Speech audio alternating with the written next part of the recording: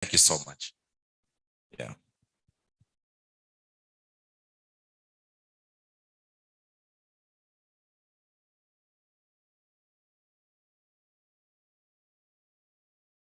Thank you very much for the opening remark. Indeed, we should leave and not stay. And I hope at the end of this session, we'll all be finding a way to have our dwelling places. Yes. Okay, so I have the privilege of inviting our first speaker today. Our first speaker is architect Stephen Ochola.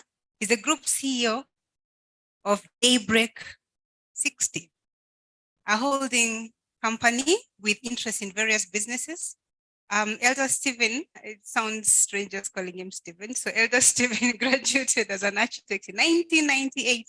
Starting from the ground up, Elder Stephen worked for leading architectural firms before establishing his own startup architectural firm 4 years after his graduation. Wow, that's no mean feat, because many people find the comfort of employment, immediately after the graduation. So as a young man, Stephen was exposed to business from an early age of 13, where he worked in a family grocery shop.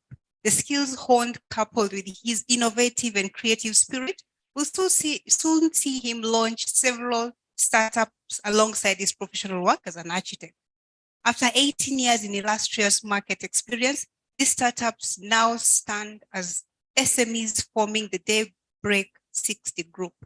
Companies like the Blue Cruise that we've known and become fond of, a transport and logistics company, and Creations Consult Africa, a leading architectural and infrastructure design company, Woodstone Limited, a real estate development company, and Crystal Clear Entertainment, a media and entertainment company. Real Design, an interior construction and redecoration company.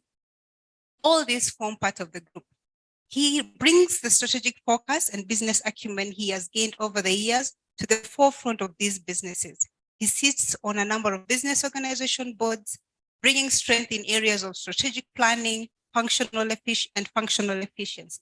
As an elder in our local church, the Church Makerere Hill, Elder Stephen is the overseer in the Marketplace Ministry, which comprises professionals and business fellowships.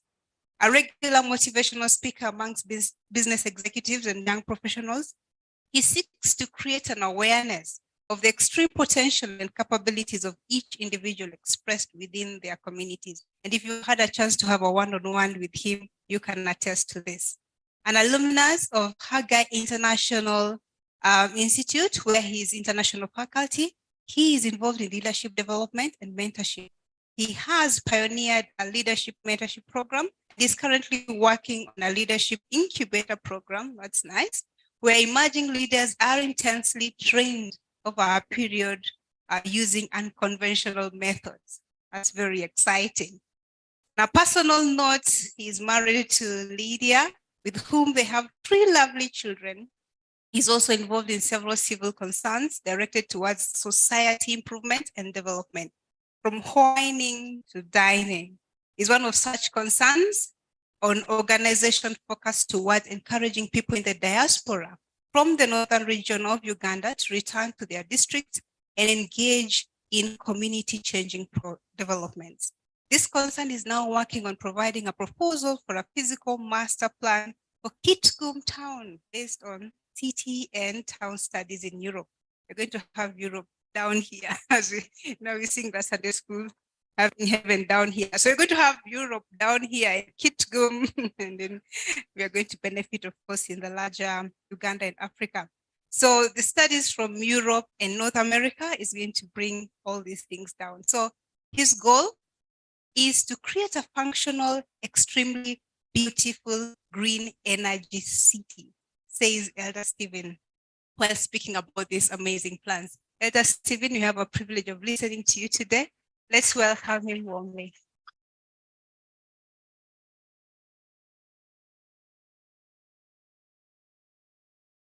Wow, thank you so much, Lillian, for that introduction. I was almost just looking around to see who this Stephen is supposed to be.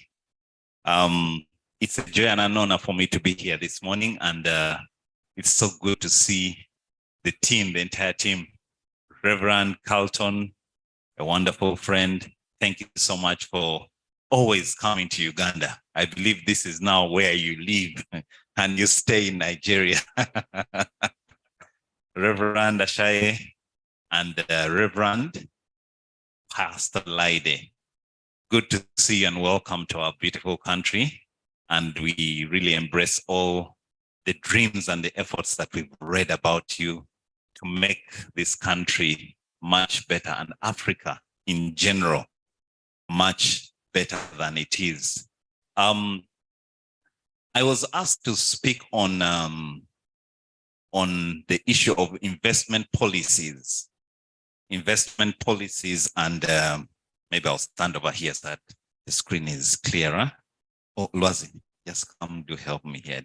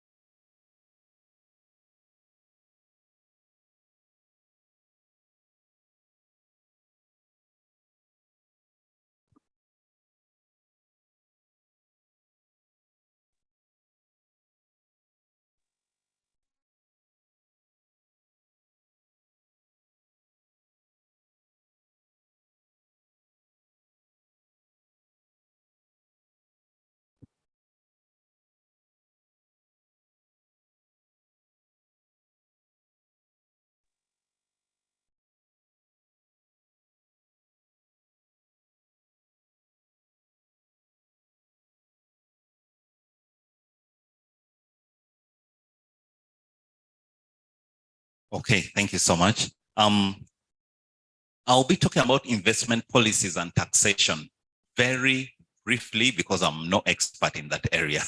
I'll just speak what I know, and also from my own personal experience, what I've experienced from these policies. My presentation is in three parts. I believe I have 20 minutes, so I'm going to try and use that time. Somebody will help me time. The first part, I just want to do an introduction. Lillian has already done an excellent job, so I'll not spend so much time in that whole aspect of introduction. And then I'll get into the discussion on policies and taxation. And then lastly, I'll speak a little bit about real estate investment, which I'm involved in through the Woodstone group of companies. I'll just speak a little bit of what we are doing and share some of the experiences in that area. Myself, that's me. I'm a trained architect, 25 years of experience. I'm also a business entrepreneur with the Daybreak Holdings Group, which I'll just give you a little bit of a snapshot on. And then I'm also an ordained minister in the local church, an elder, married man, and then I am also a man. I want to add that because I know nowadays there are so many people who don't know where they belong. So I'm very clear on that. I am a man. Yeah.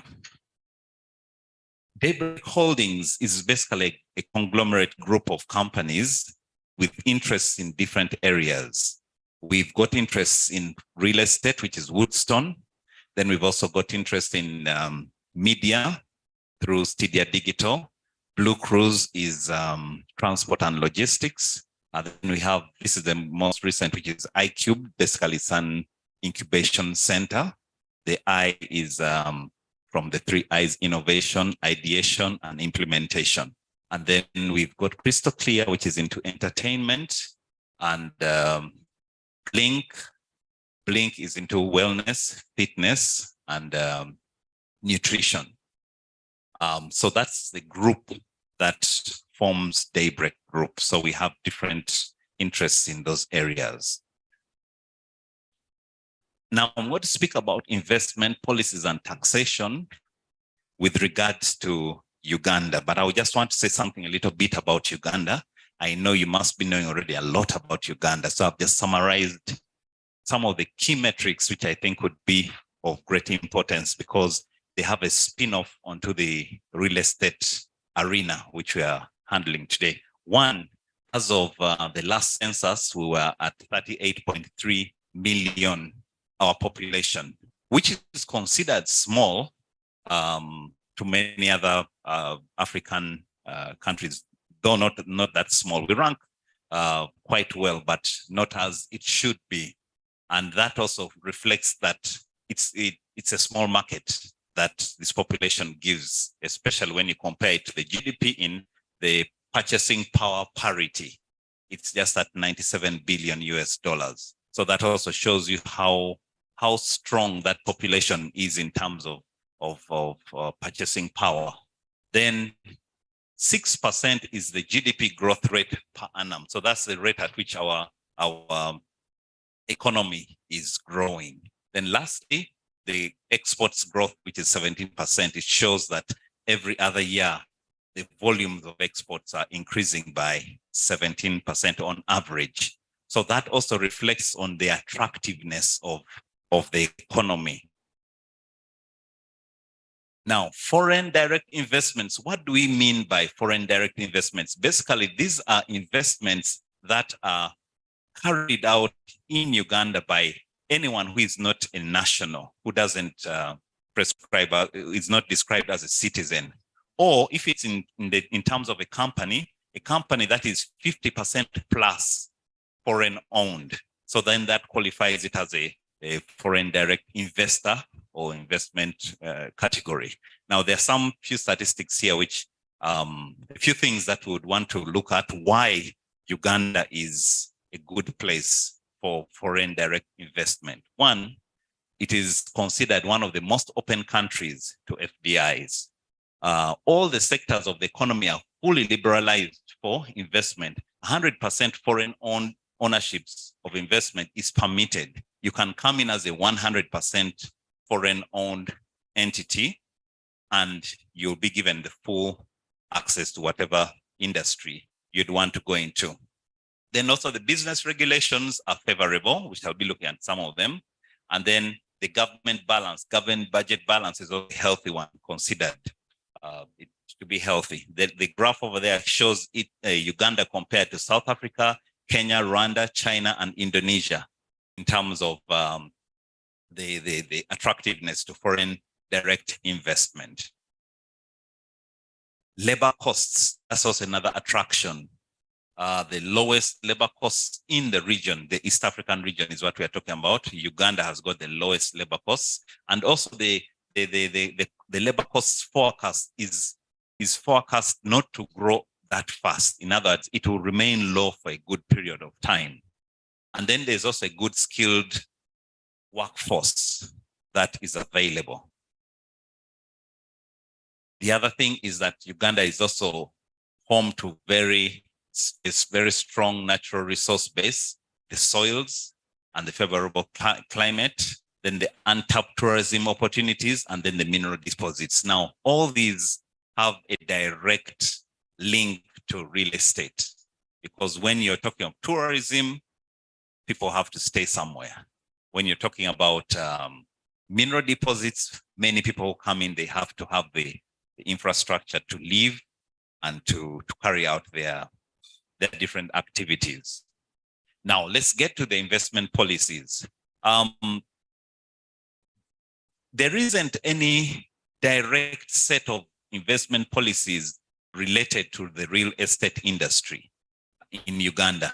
But in its place, we've got general policies which apply to all types of investments, including real estate. So I'll just go through the background. Basically is that one, we do not have any specific policy, but we have got one which covers all investments. And this came into play through the Investment Code of 1991. That one specifies and guides all types of policies. It's a bit of an old policy right now, but that's what is in play. Though in practice, you find that today, a lot of the things that are being done require for this investment code to be updated. Most of the things done are in contradiction to the code. Let's look at the code a little bit. It's called the Investment Code 1991. One, it does offer restrictive and control, a restrictive and control-oriented regime. When you read that code, the the spirit behind it is to restrict entry into the market and also to control the investments that are in this market. Two, from the time it was enacted in 1991 to date, we have seen that a lot of the investment activities go contrary to what the code says. In practice, Uganda's investment environment is not as restricted as the code would have wanted it to be. On the contrary, you find that we are one of the most open economies for investments. And then we have a welcoming and liberal stance towards the FDIs, to the point of a lot of complaints even coming from the local investors. They feel that the foreign investors have been favored a lot more. These things stay in the books, but in practice, it's different.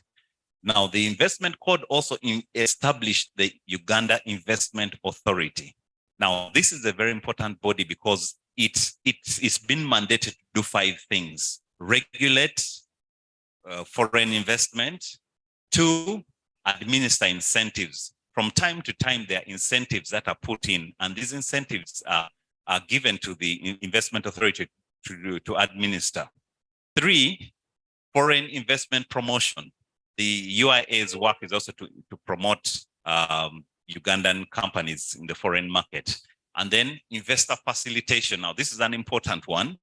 There is a one-stop center at the Uganda Investment Authority. So any investor who comes in can go and find everything they need in one place: registration, taxation issues, investor, liaison issues, everything. So the Investment Authority has given a one-stop center where all these can be found. And then lastly, they also do policy advocacy.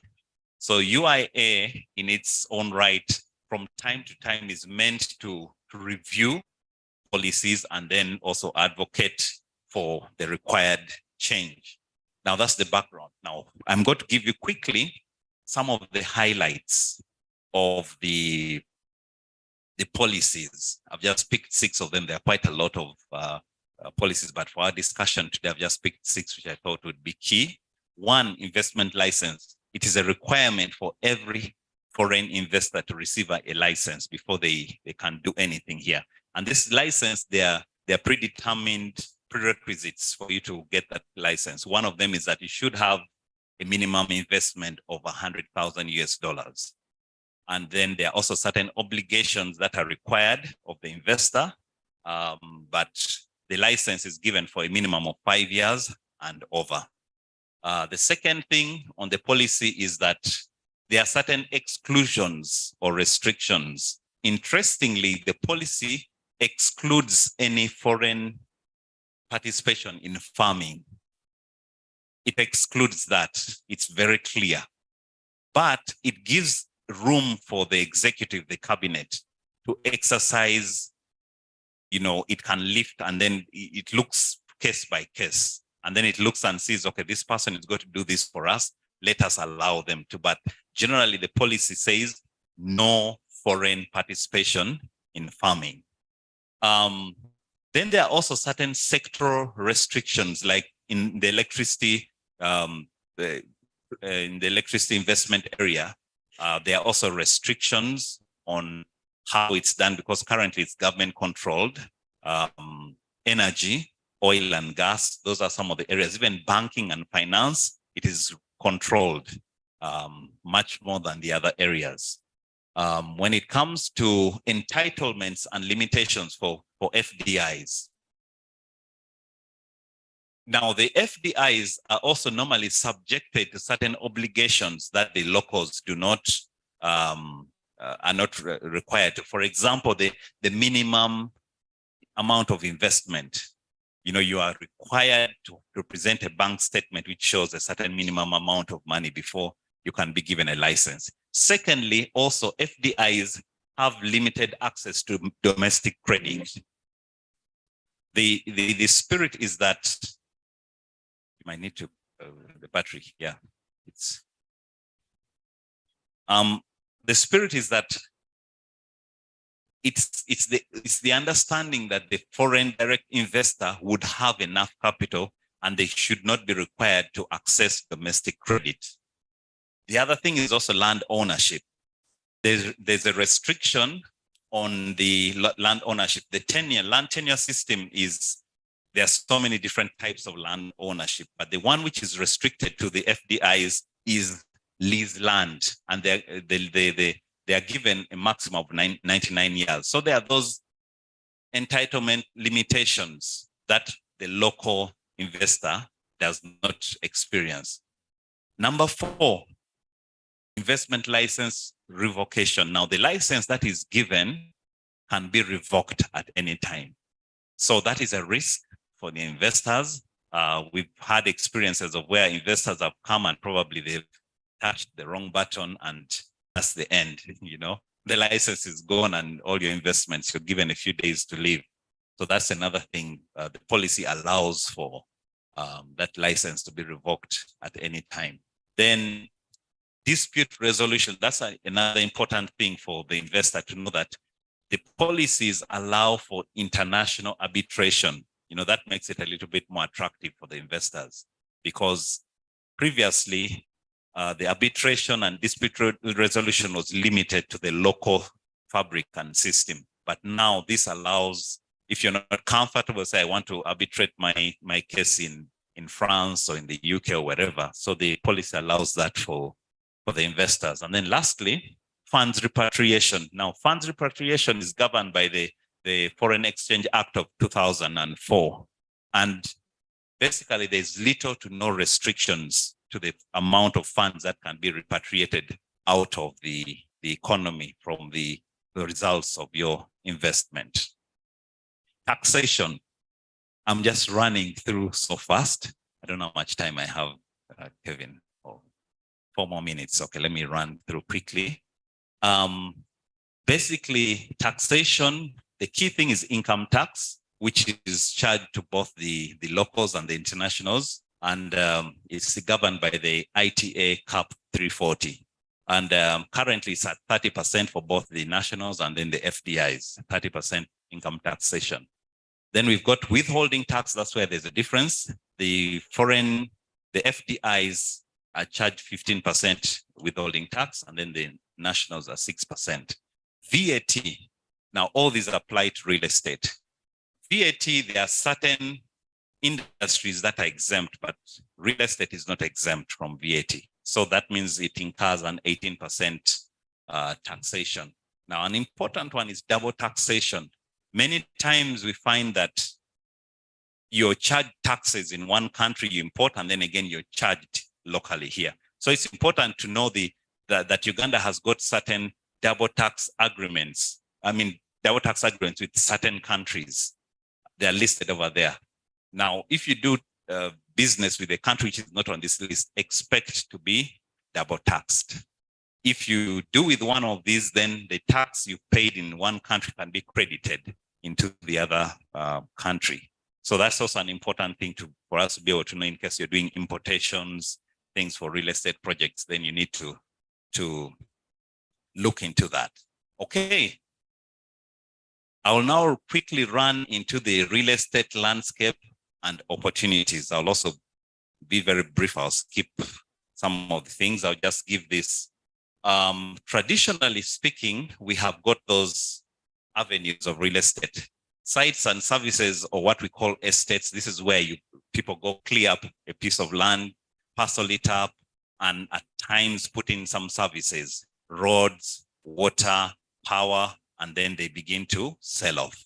That's one of the traditional ways. Then it advances further to what we call gated communities. Beyond the parceling, you also build, and then you sell those parcels with complete housing. So that's another of the traditional ones. Then we've also got the condominium and rentals, where people put up apartment blocks or office buildings, commercial buildings, and then they sell off portions under condominium. And then lastly, property management. Property management is also a big real estate area of investment, because a lot of the property that's on the market, its value comes out of how it's managed.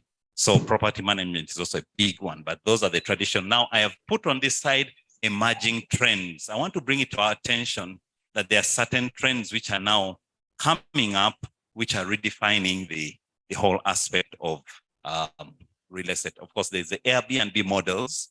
This is where people are no longer owning real estate, but they're owning the service of real estate.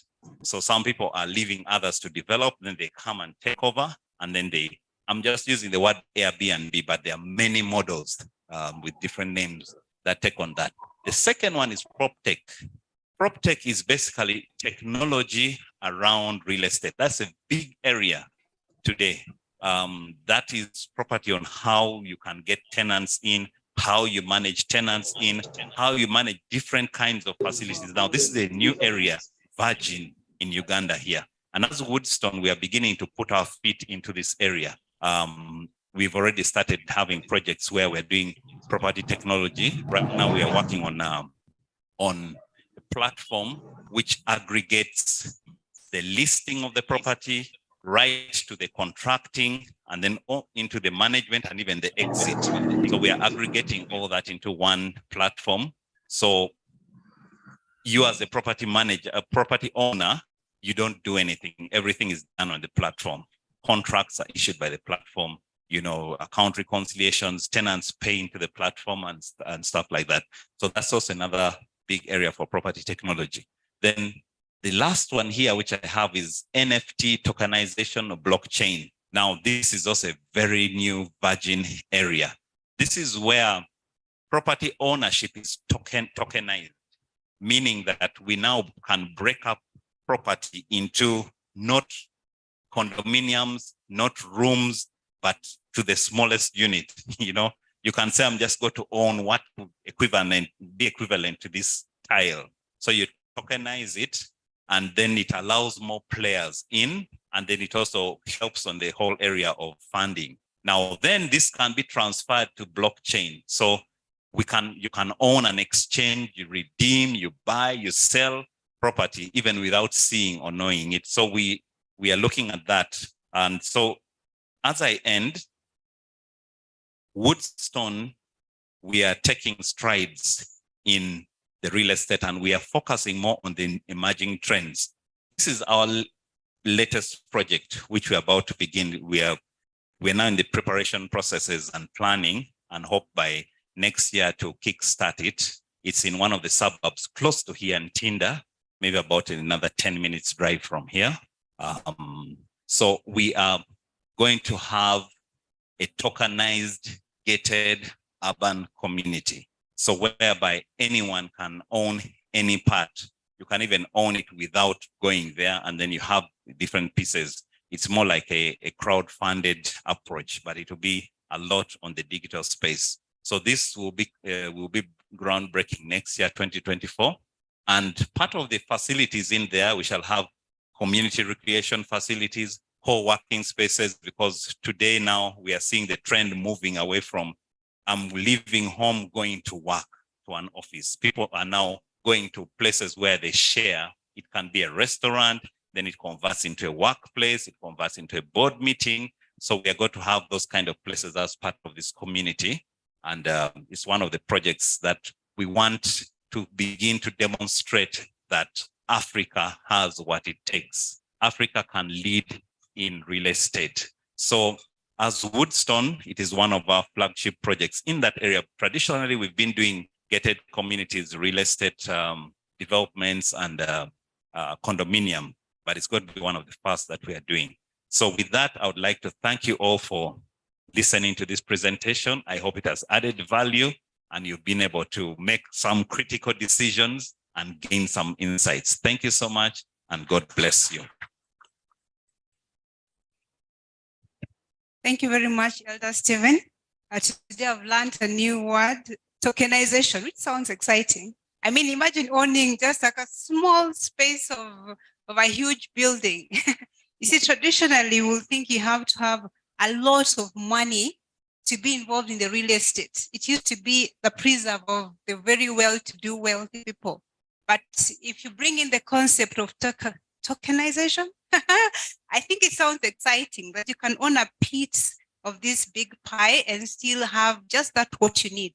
But also, I think it will help to that whole thing of people hoarding pieces of land, hoarding different things. I think that will help in that. And one of the things that you've said just later on about the co-working spaces and how I think the real estate has shifted a bit, maybe not too much, but when COVID came and people realized they can work from anywhere, they can work from home. Maybe I didn't say what I do. I'm a financial management consultant, and I offer CFO and call services for businesses that cannot afford a full-time CFO.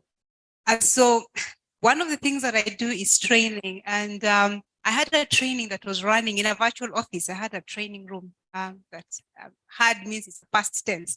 So I had a training room that I was paying a monthly rent for and everything. A physical office is in a training room. So one of the trainings is a 5-week session that was happening on Saturdays. So after the second session, the president declared the lockdown. So now people have already paid, and of course the training has to continue. So we shifted to Zoom.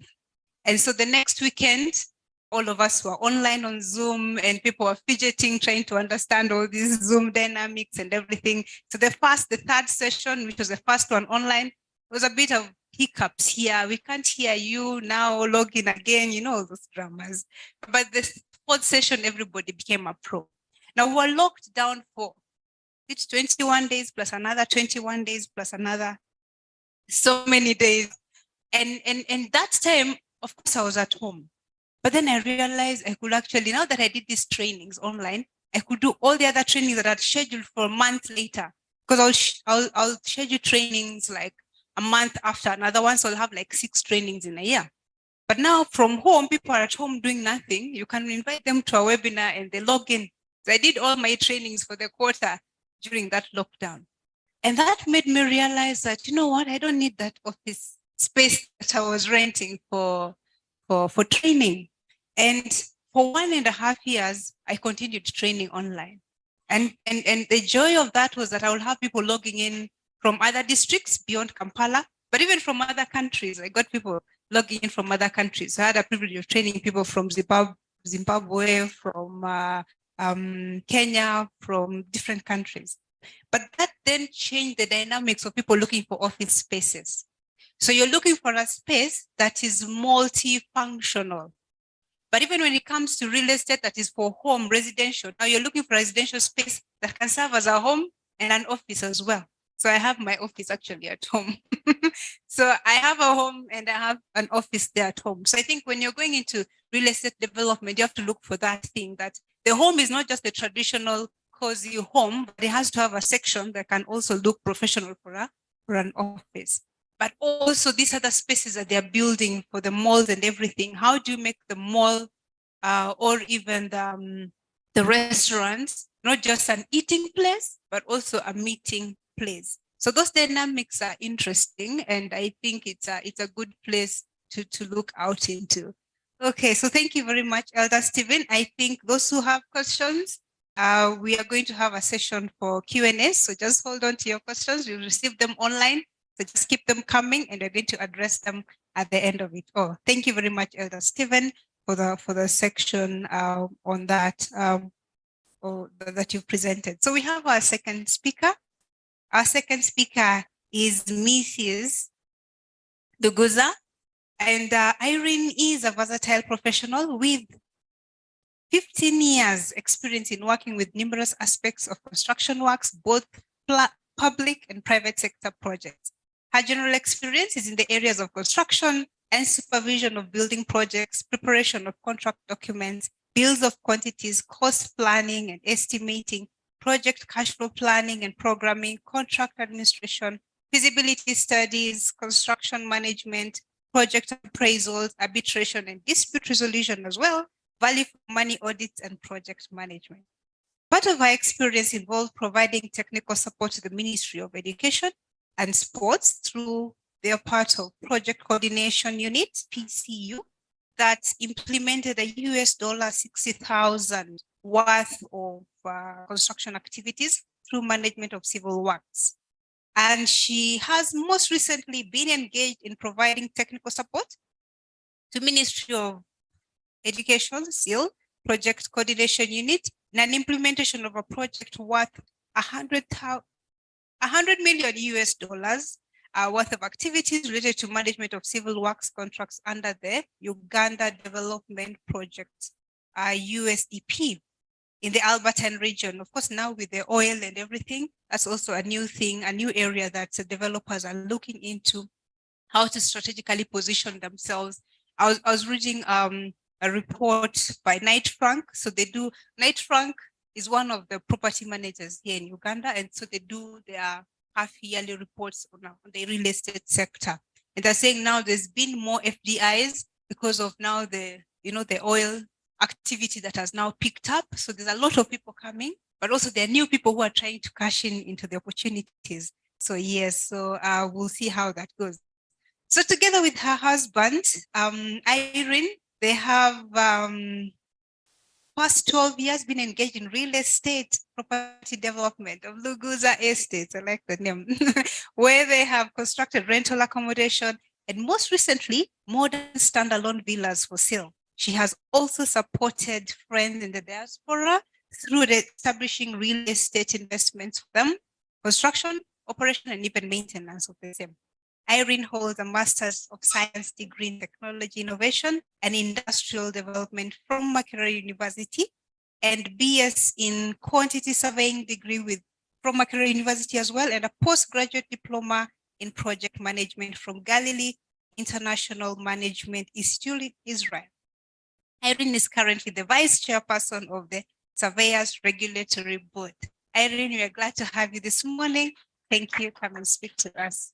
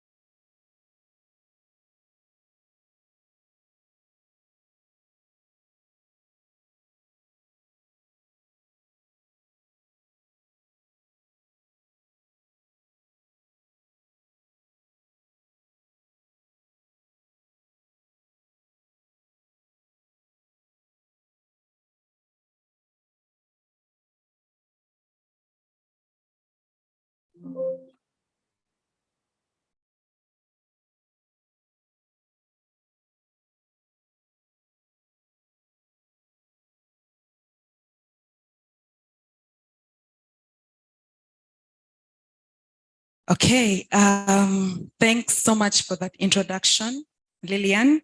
I will go straight into the presentation. Thanks also for the invitation to present in this forum. Welcome and from the Ugandan people to those who have joined us from abroad. We are glad to have you here. Lillian introduced me. I am Irene. And I am a woman. mother of 4 children, and I am glad to be here. So I wanted to go straight into the presentation, but an introduction to it would be that specifically now looking at the housing sector, Stephen has introduced the general picture very well, and I would not go so much into what he may have already talked about. I'm looking at property investment opportunity in the housing sector, specifically well-planned communities. I'll be looking at standalone villas and apartment blocks for sale, condominium spaces. That's one of the things that Stephen mentioned as case studies. And I did pick some cost-related information from those case studies that I think might be helpful for us. Background there, Stephen talked about the population, very young one. Housing accommodation is a growing need. We also have a very large rental market and an even larger section of middle-aged Ugandans, working Ugandans who would desire to own a home. Stephen mentioned something about the GDP. Over the past 5 years, we have averaged 5.1 per annum, and that's from the Bank of Uganda recently released statistics on our GDP. This would probably reflect that there are many households that are working and getting to a point where they have that income to either rent or buy or construct a house. There's a research that was done by one of our property agents, Knight Frank, that showed that there's been and since 2019 for standalone modern houses, villas, and this demand is still increasing. I'll talk more about that later, stemming from our culture as Ugandans. We also are aware that our mortgage market remains very small. Again, this is from statistics released by Bank of Uganda.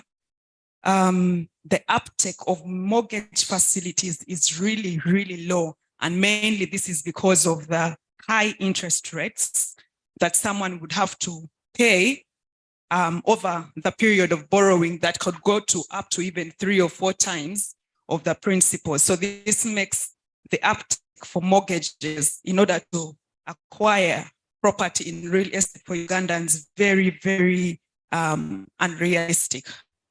So properties are usually sold in cash. So I would like to go now more specifically. I'm a quantity surveyor, so figures make more sense to me.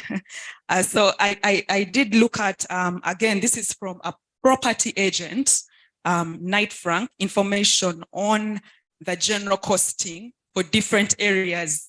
And I'll be talking about them in line with the closeness to the CBD, which is the middle of Kampala.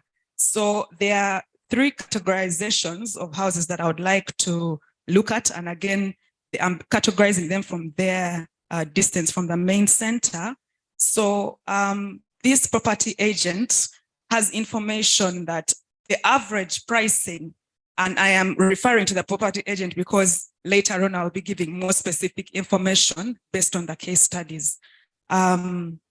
So prime residential areas of Kampala, cost of apartments, 3-bedroom and 2-bedroom go for $280 and $325 respectively. And then for 5-bedroom, they would go for about $750. And then in the high-end areas, and I've listed some of them there, they would go for about $1,160. This is the cost per square meter. Stephen was talking about that unit of measurement, that square meter cost. So in these areas, that would be the average cost. In Kampala's middle income suburbs, in those areas, Chiwatule, Kira, Nalia, Namulgongo, Buziga, Bunga, apartments would sell at an average price of about USD 900 per square meter. However, some could go for as low as 700 per square meter. This is a range. And then outside the city center, you'd get apartments for an average price of about 500 square meter.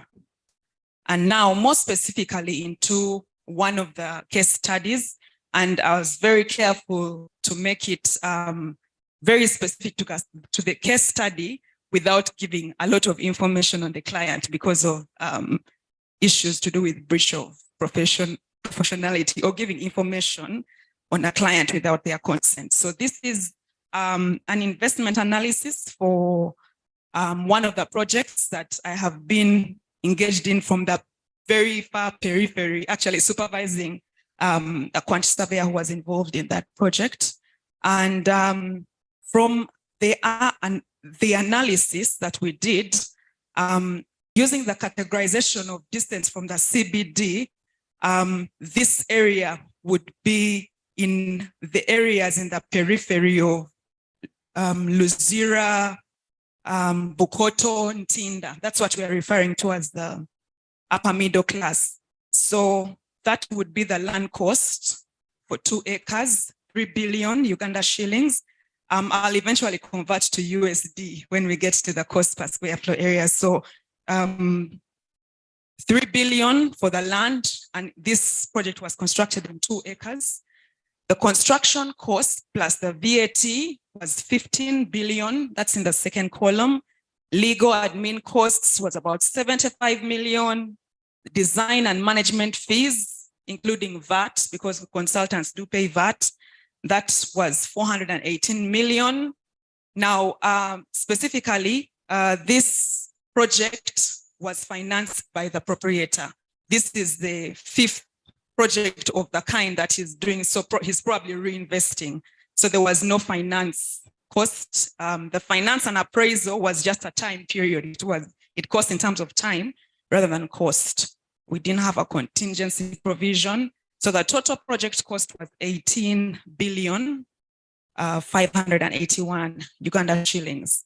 So the total cost per square floor area was 2.154 Uganda shillings, 2.514 million Uganda shillings. And when converted to USD, it would be 598 USD. Now, for the sale, and this is information I got just after because this project has been completed, was completed in April 2022. And for the first sale, the houses were actually going for 350 for the 3-bedroom, 350 million Uganda shillings for the 3-bedroom, and 2-bedroom was going for 285. There were 32 units of 3-bedroom, 32 of 2-bedroom. And the total square floor area there was 64 units. Total square floor area was that. And so the sale price was that is 2.3, sorry, it was 2.3 million Uganda shillings, which is about 655 USD. Now, if you go just a bit back to the cost that we are getting from property agents, obviously they'll reflect a relatively higher cost because some of these are being resold. And at the time of this information, it could have been on the 3rd or 4th time of sale.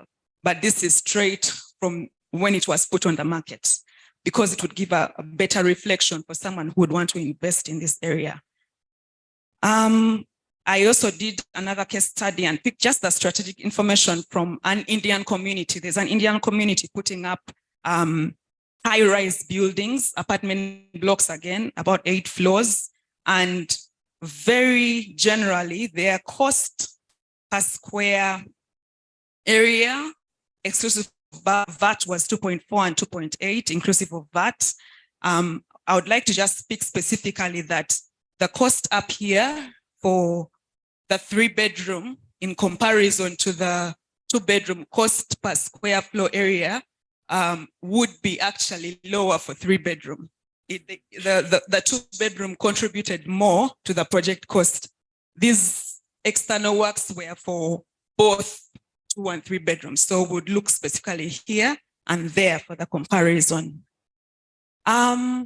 So another project where I did the case study, and I would call it case study 3, was standalone double-story units in the outskirts of town. And this one is about 32 kilometers from the city center, Entebbe side. Actually, this is a lakeside community, 5-bedroom units integrating the social, recreation, and retail facilities. The cost per square floor area for the double-story 5-bedroom was USD 550, sale price 650. This is from the developer, not from the agents. And this would give a picture of where we are in terms of costing.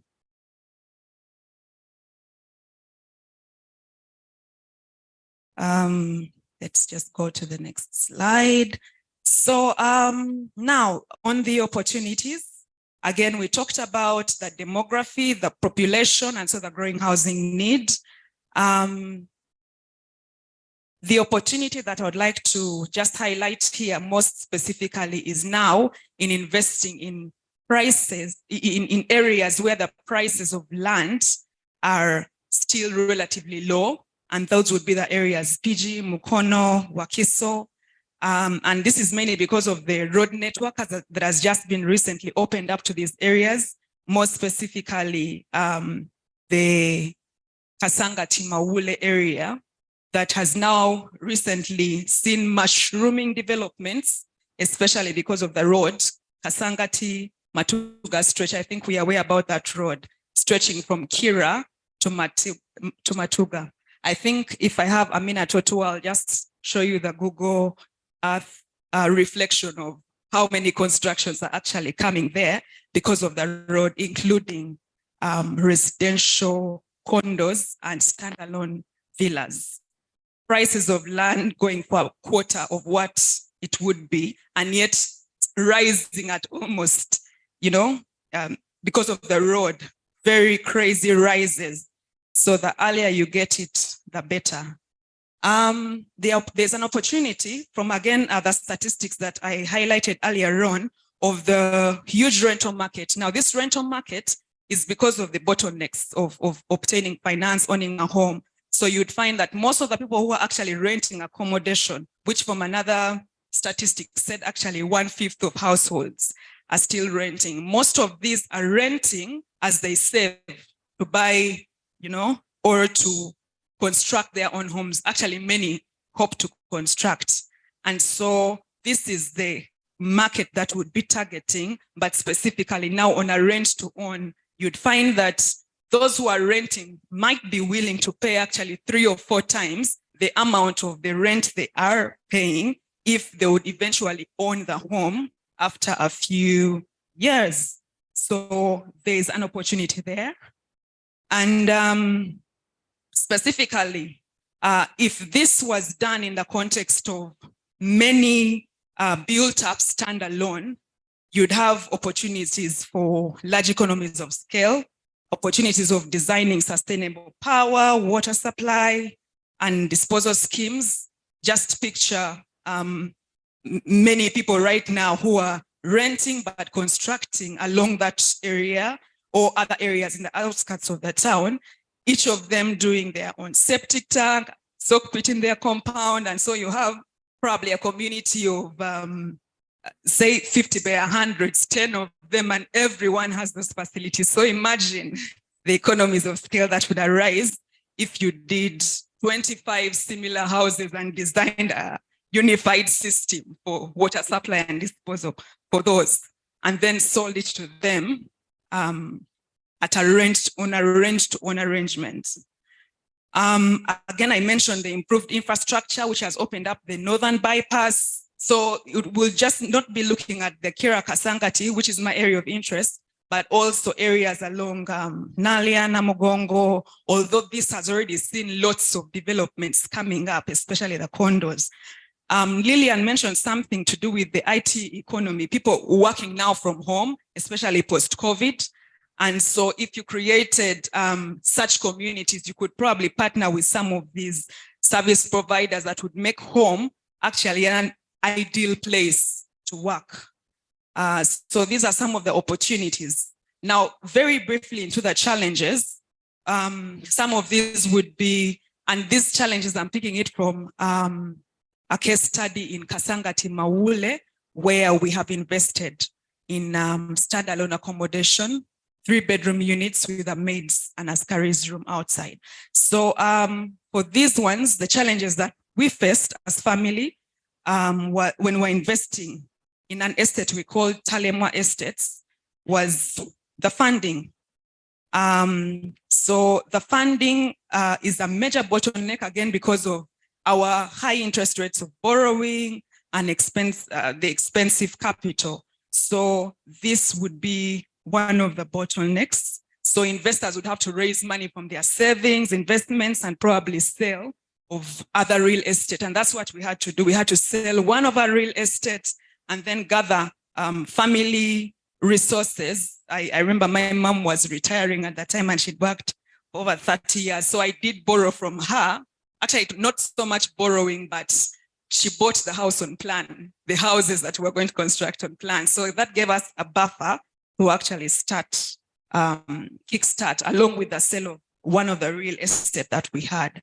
So we did use this as opposed to going to borrow money, because that would make the whole investment make no sense.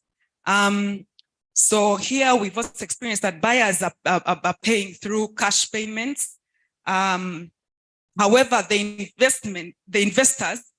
property investors can only afford very short clearance periods if you are looking at mortgages. So the compromise there would be pooling capital and having capital that is not earning interest for this kind of investment in order to maximize the benefits. And moreover, being able to give the buyers payment periods of 4 to 8 years while still making some minimal profit on your investment. So I earlier on talked about the culture. Ugandans would prefer to live in large palatial homes, but they are very unaffordable. So now the compromise here would be providing them the convenience of being in a gated standalone villa. Many of those actually who are renting in apartments or even plan to buy apartments are thinking of it for investment purposes, Airbnb and all that, but they would actually love to be in a double-story villa somewhere far away in their own, gate or something like that. So the compromise would be those standalone villas. So the opportunity again here for investment would be partnering with individuals or companies who've already taken a step in investing in this direction. And here I would specifically be talking of my own experience in investing in Kasangati Maule, where we are now more aware of the construction environment in that area, the costs of labor, materials, transportation, and all that in the space where we have invested. So very briefly into if someone chose to invest, what would be the return? Now the return from this case study of the standalone villas at Kasangati is about 5% per annum. This would be for a period of 7 years. However, this is because we could only afford to construct 8 standalone houses, 3-bedroom with 2 extra rooms outside. But if you scaled it up, and this is our dream, to about 20 units on 3 acres, then you'd probably have a higher return on the investment. Other benefits would be impacting the communities, and indeed we've impacted, because I remember we had to pull power for those 8 houses and bring about 8 electricity poles. And so everyone along that line benefited from our pulling of power. We were able to actually clear a bit of the road to provide a better access for those who would uptake those standalone units. One of our most fulfilling ones, actually number 3, is giving Ugandans an opportunity to stay in their own gated community. So each of the houses is in a gated community, but with one whole perimeter fence around the acre. So this is a major step in uplifting a Ugandan. There's this settled kind of mindset that comes to a Ugandan. Kevin talked about it in the beginning. Those who are staying and those who are what? What was that, Kevin? Living. So now we have 8 families, Christian families, staying, living in Uganda.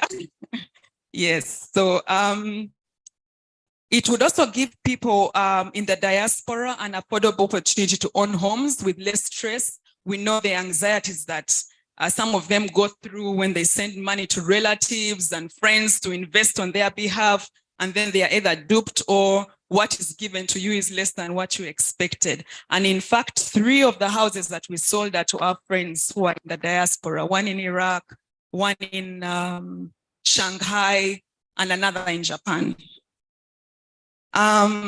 So this investment has also increased the real estate value of land in that area. So as you build, you're increasing even for the one that you might uptake or have already uptaken in the neighborhood. And then this number 6, important for us as a family, was also land redemption. We had a lot of maybe non-spiritual activity. Let me briefly categorize it as that. Witches, altars, shrines that we had to go and, uproot. And so this was very important for us. And indeed, even our recruitment criteria for the houses, we did have more buyers than houses available. But for us, one of the criteria was people who would maintain an altar in the place. So in summary, Stephen had talked about investments. Sorry, I think I've gone over my time, but I'm concluding. Stephen had talked about the policy, and this would be something very specific on policy, the land ownership policy, which mainly gives foreigners only ability to rent or lease for periods of 49 to 99 years. I picked on this one because it's very specific to if a private investor would want to come and partner with private developers who are doing such kinds of investments. In the last 1.5 minutes of my standing here, I would just like to show 1 or 2 or 3 pictures. Maybe Loazi, I would need your help here. Loazi? Is Loazi around? Oh, he's on phone. Who can help me? Benjamin. I would just like to show 1 or 2 pictures of Talema Estates. And yes, it's.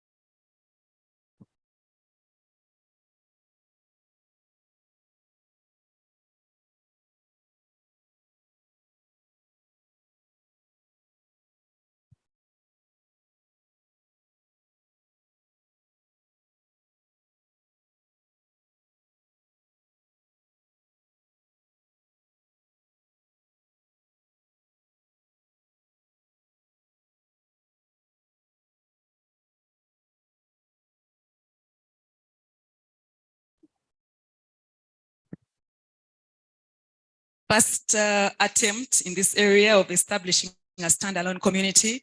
So we have 8 houses, of which the last 2 were completed 2 months ago, and sorry, the 5th and 6th. So the 7th and 8th are still under construction, but maybe about 88% complete.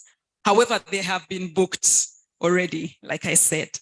Yes, so that's a bit of it. Modern standalone villas. We have water supply for each of the units that is not from the national water. We are doing a borehole.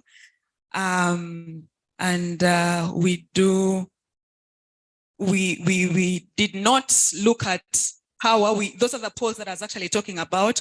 We are using our national grid system, and those are the poles that we had to pull from about 8.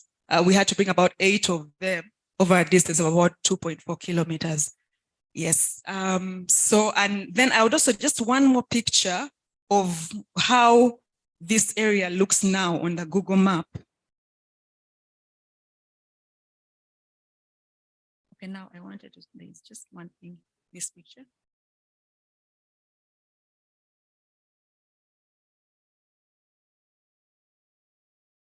So Google has not yet updated very well, but this is this is the estate. We had to open up a bit of that road, create that access. These are all opportunities for expansion. Yes, so thank you.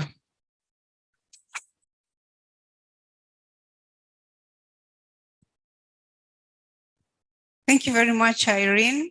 Indeed, there are opportunities there for expansion.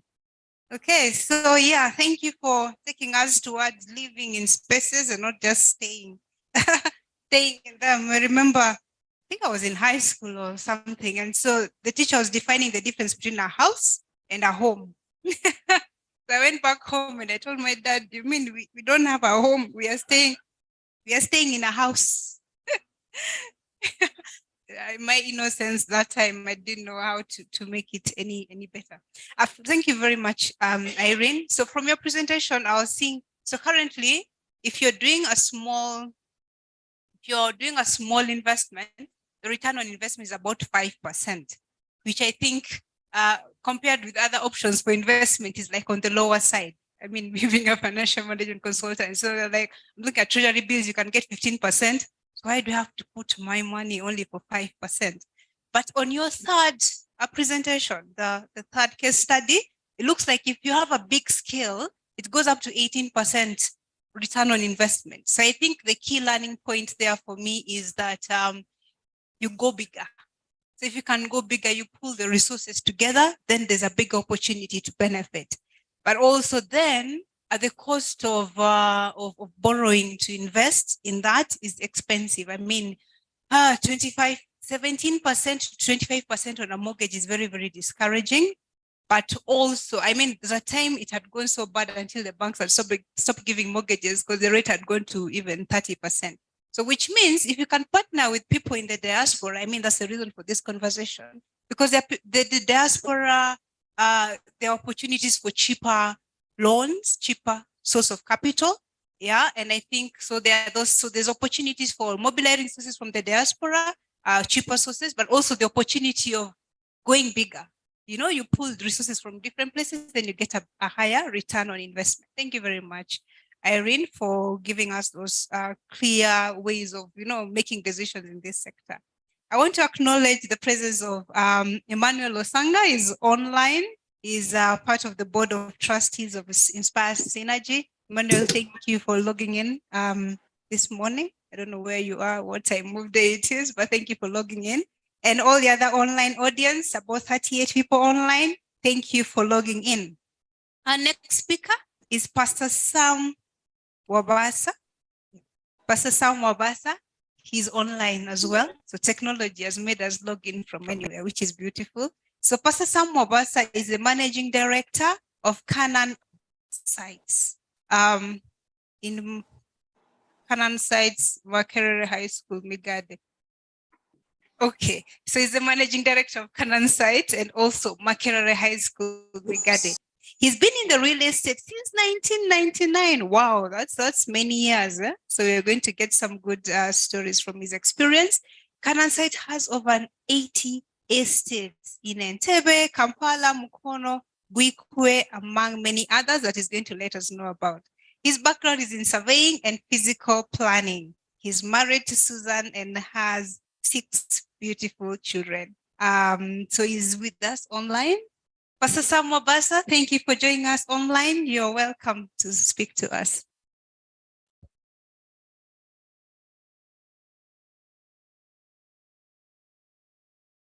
Yeah. Thank you very much, Lillian, for that introduction. Do you hear me? Do you hear me, friends? Yes, we Hello. do. Okay, Yes, we are hearing. Thank you. Thank you. I want to be sure. I'm sorry I was not being able to be with us in the meeting place. I found myself in an engagement away from Kampala. But I thank God for this meeting, for this engagement. I also want to thank God for the former presenters, Elder Ochola. Thank you for all that, and the former one. I'm requested to share about my experience on investing in real estate in Uganda.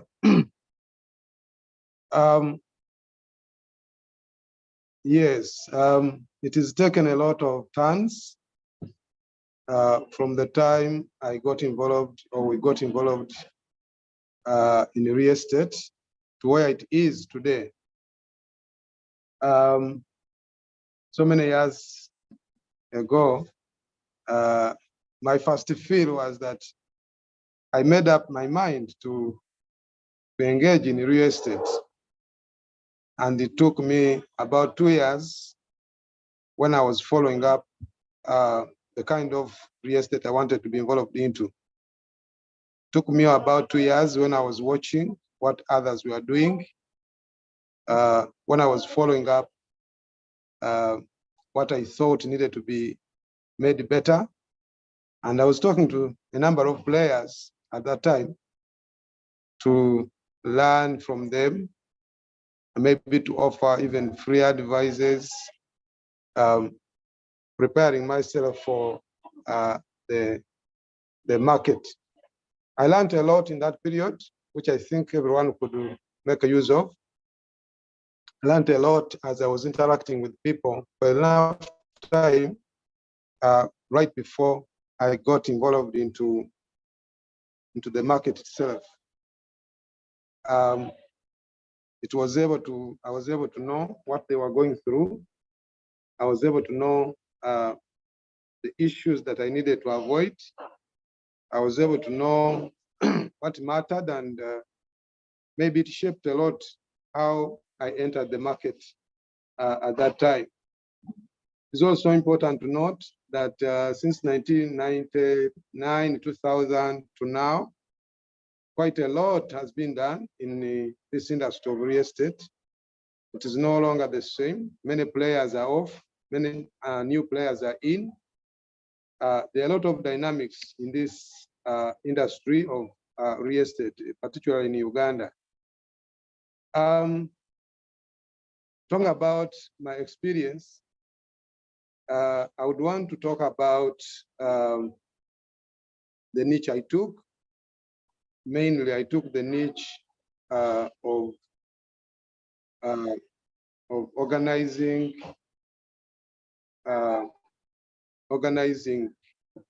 and planning and acquiring pieces of land for other developers to develop along with us. So we've taken that in almost everywhere around Kampala. We've chosen to be the people that runs ahead of others, knowing there are many others that are going to be following us. In that period of waiting to see what exactly I do, I also offered to help many people do their real estate. And this also gave me a lot of mileage as I learned what was important in this market. It is important to be real and to be honest and to know a lot. You need a lot of knowledge to fix a good investment in real estate in this nation. You need a lot of knowledge about many things. And one I don't usually miss if I'm to advise anybody is about the tenure systems that we do have here, which are many and sometimes confusing. to lay people. You need to know when do you trust which tenure system where. For example, and that's where if you are to make a mistake in real estate, that's where you can easily make a mistake, because there are a lot of things that are happening, and that bit of the real estate is not so much well organized. It is going to depend a lot on your knowledge and the people that are helping you out. But your knowledge is key to make a decision. Fixing an estate in Buganda, for example, this region where we are the central region, you need to know the predominant tenure system here that you need to follow. It is mainly mine, and that one comes along with other challenges. It tends to have other claimants called squatters. To be sure there are no other claimant is key, and to be sure it is my land is also key if you are in Buganda. Lease can also work, but there's very little lease here to trust. If you're to trust any lease here, maybe if it is Buganda Land Board or Kampala, KCCA, if it is there anyway. But much of the other tenures, especially freehold here, wouldn't be very good, as it tends to come with many issues. It could have been a creation out of other genuine tenures. So it is important to know which tenure you are dealing with and where, because it could help you when you are placing your investment. And working along with professionals, I have found that one very useful. That is where, because real estate is very expensive, you don't want to make a mistake out of omitting this and that.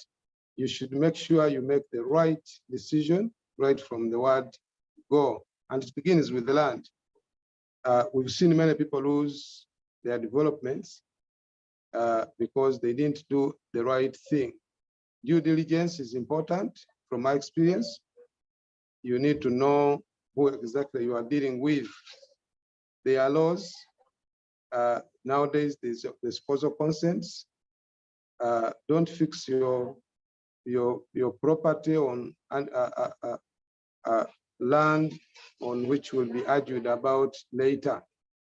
Make sure all these laws have been catered for by involving yourself with professionals. One of the important profession would be you need the lawyers. You need a lawyer, good lawyers that would work with you, and maybe good other professionals.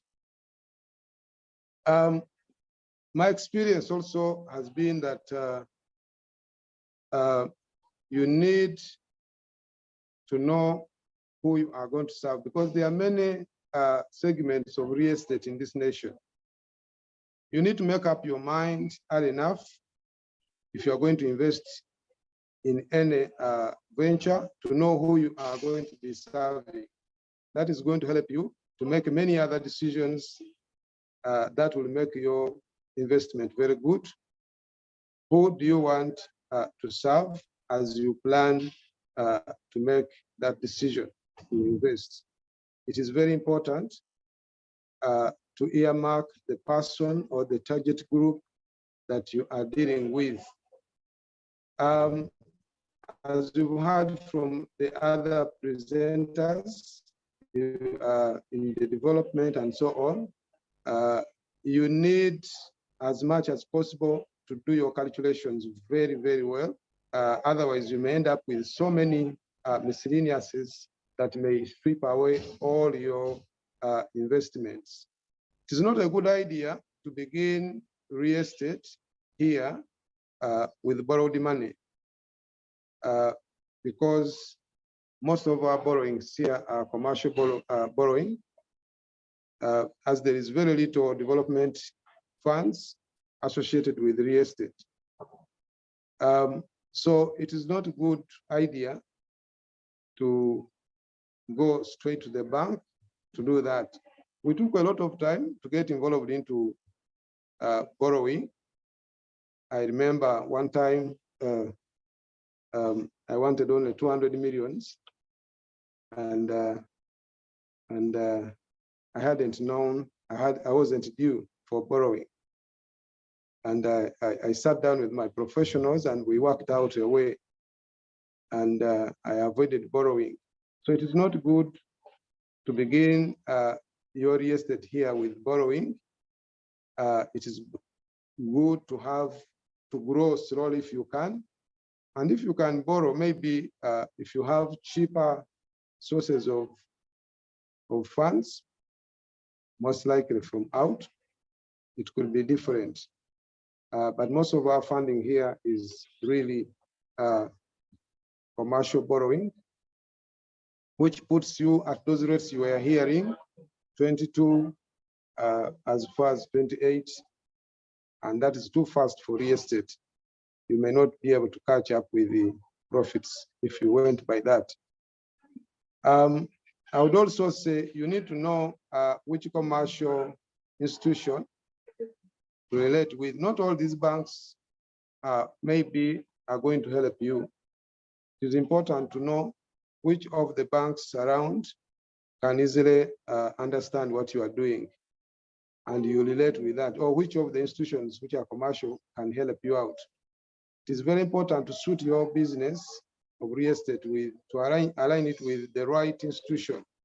Not every bank here understands real estate. Not every bank here can fund it at all levels. So you need to know now which bank you need to work with. But certainly you need a bank or a commercial institution to work with as you go around. Not only because you want to be lent money, but also if you go big, you will be needing to pre-arrange for your clients, your customers. You may need to negotiate ahead of time some good terms with some of these institutions, such that the turnaround time between you and your client for your sales to actualize is reduced. It is very important you tie yourself to some commercial institutions that will understand you, so they can offset certain things because they know who you are, they know how you do things, and therefore they trust what you are doing, and whatever else you have to agree, it will be very good. We found that one very important in our operations. We've seen ourselves migrate from one institution to another just to catch up with where we are in this industry of real estate. Knowing how the other bodies that are helpful to you in this industry is also important. The other people have shared about others like investment authority, but I want to share with others like land office. You need to know how land office operates. Sometimes you find developers who may not be knowing how it works. It used to be quick coming up with a title.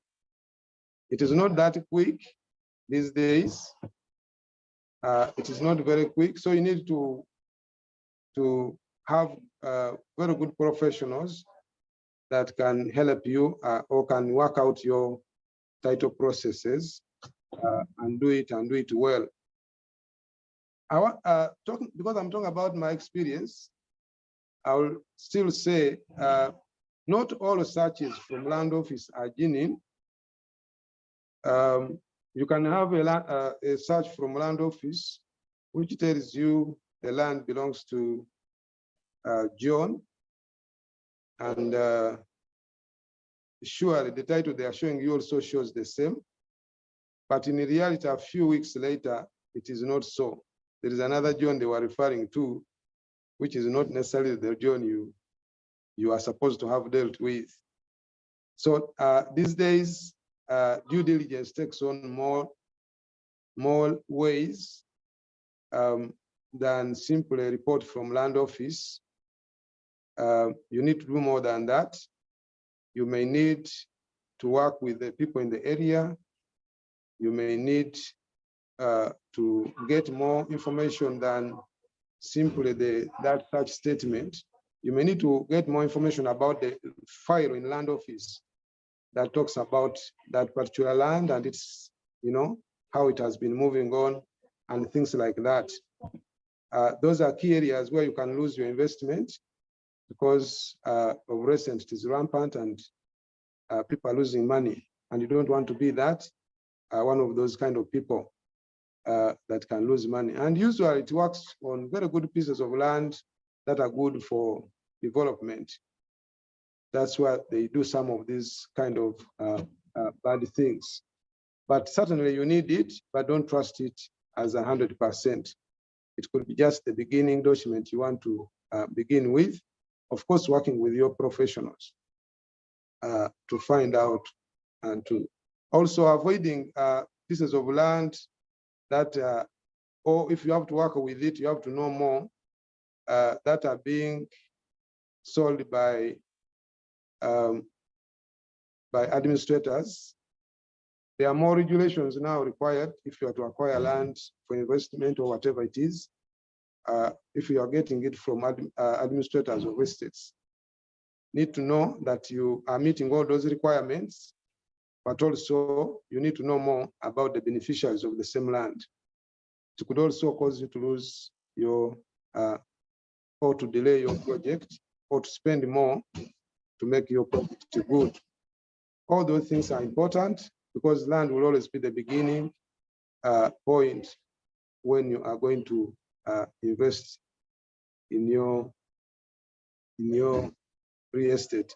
So dealing with the trusted professionals or firms is going to be very important, as from my experience, and especially people who have been highly recommended from more than one source by people of integrity that you can deal with in your arrangement. You need them. You'll always need them. It is not good to invest and then finally you find out who you are going to be serving. You need to first do a lot on who you are supposed to be serving as you are doing that project. There are many arrangements, as I've already said, of real estate in this nation: the condominiums, the standalones, the commercials in town, the CBD, the surroundings, and all those others. But who do you really want to serve? You need to earmark this person because all your calculations, as I'm saying again, are going to depend on that.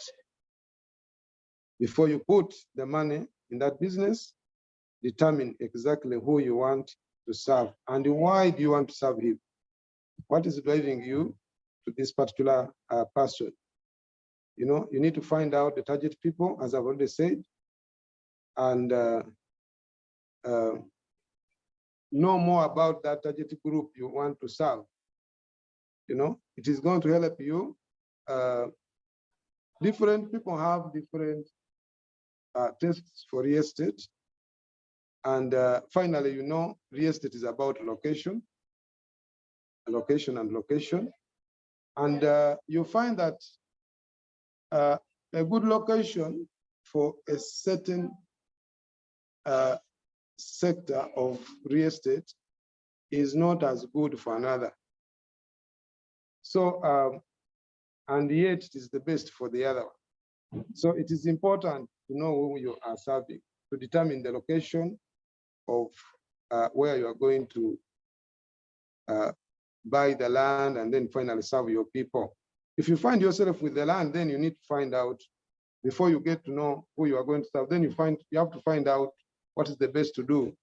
What's the best type of investment you need to do in that place?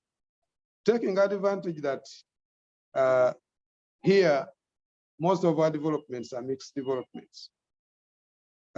In planning, they will always pass a number of these. Most of our developments, the zoning has not been so stringent as it would have been.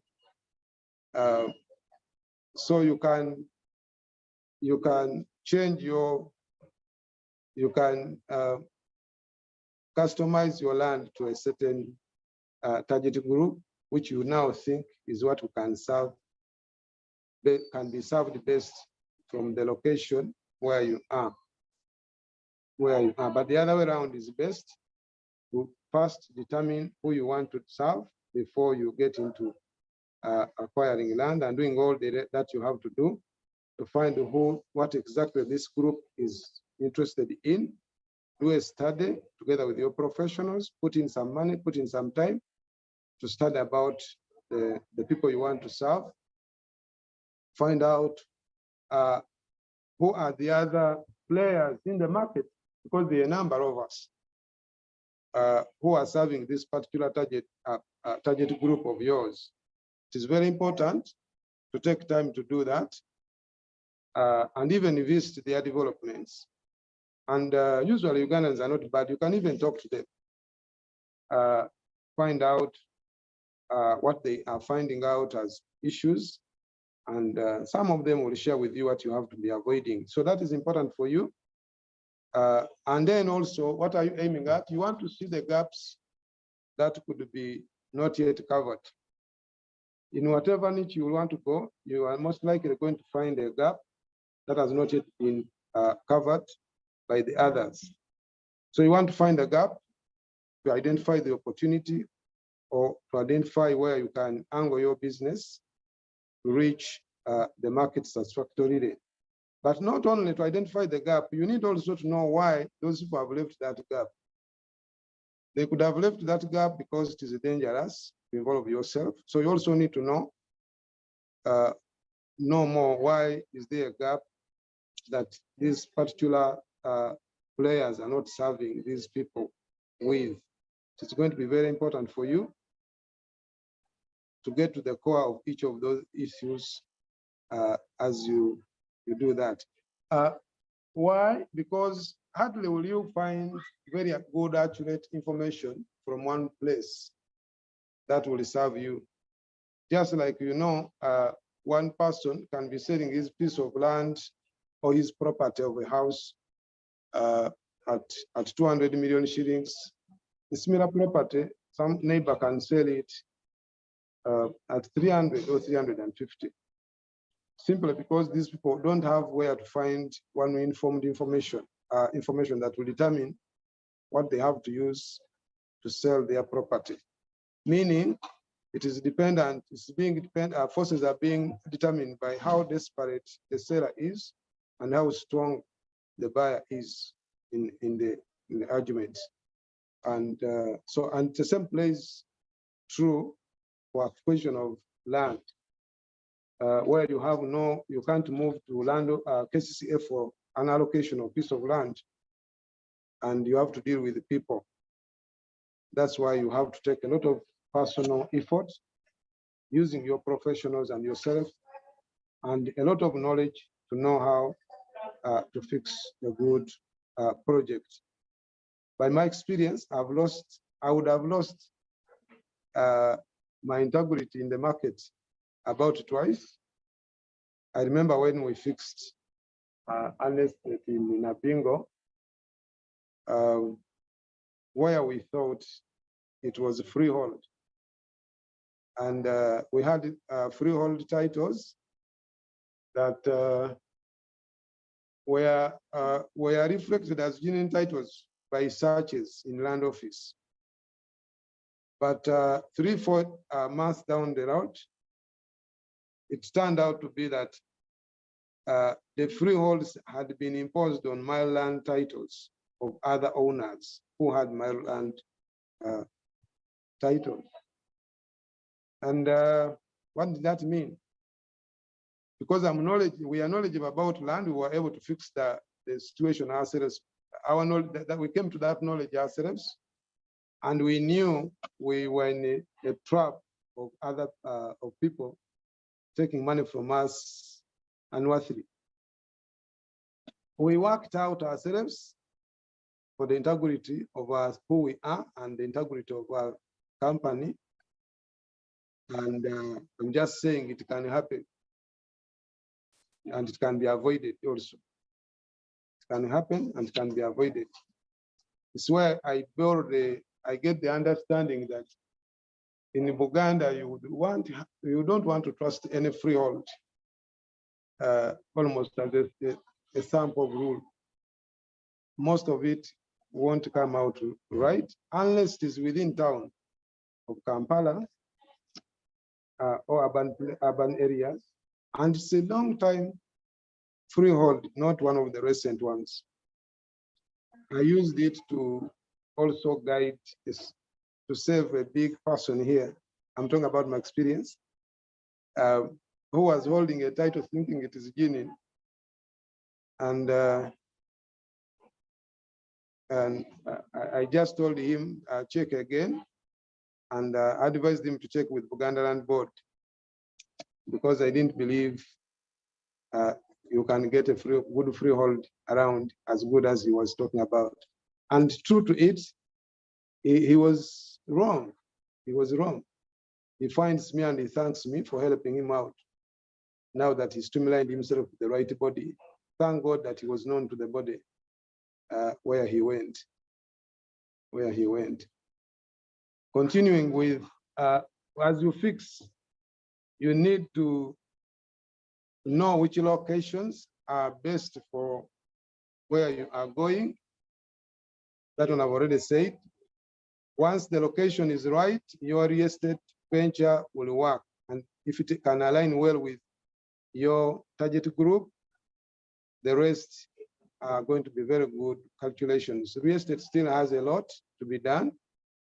Our urbanization rate is not so high, but the demand is still so high. The demand for good housing is still so high. So there is a lot of need that we need to be catching up with. There are a lot of potentials in town and out of town. A lot of potentials in town and around town. I want to think it is time for us as a city, Kampala, to do a lot of urban renewal in many of these areas, which I see as a very big potential.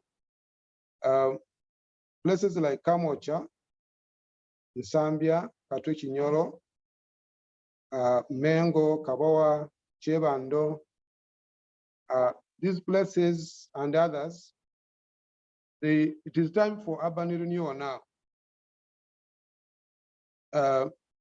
They are stranded a number of times, and yet their locations are good. These are places that have people who are squatting on land. The landlords a number of times are not getting as much, and they would want to get somebody who would pay them and also pay the squatters. This can create a very good opportunities of investment in locations that can almost make anything that you want to make. Kamocha is so near, and I don't think the city need to continue like that for much more beyond this time. So is Katwe, Katwe-Kinyolo, and those other surrounding areas, the Gogonya areas. These areas are ripe, and yet they are right within the city. And surely, even if they were to be slums, they shouldn't be that kind of slums. You can see there is a problem that is calling for investors that will make up their decision to design projects. Those of you who have been around, I'm talking about a situation like what was in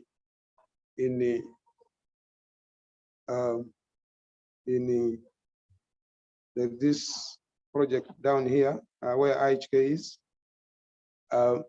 It was a slum. It was a slum that was upgraded, and you see what is there now. It is not even easy to fix yourself there today. But what happened is that money was put together. I think it was funded by World Bank, and then the squatters got their money, and the landlords also got their money and the place was changed. What I'm talking about is similar to what is going on in Kisenyi. People are putting up figures and that place is being renewed. That place is being renewed. That's what we call urban renewal, giving, putting behind what can no longer work and coming up with what is up to the trend today. It is very important. Those are many, many opportunities. And I think if KCCA is as well engaged, it will work out. It will work out. I also see a lot of opportunities. Thank you, Pastor Sam. Hello? Hello? Hello?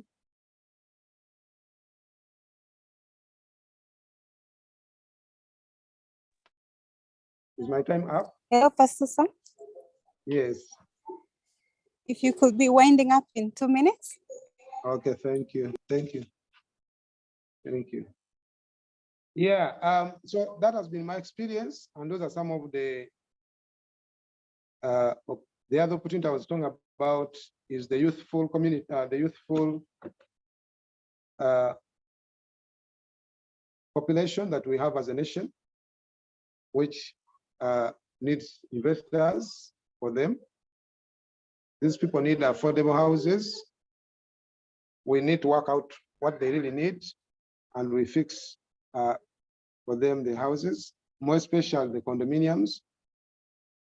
Because of their small sizes, they can still fit in it. It's a big opportunity because we have so many of them, and it is cheaper to be paying a mortgage than to be paying rent. You can pay a mortgage instead of paying rent. It means you are paying to own instead of paying to stay and go. Thank you very much for the opportunity for talking to you. God bless you.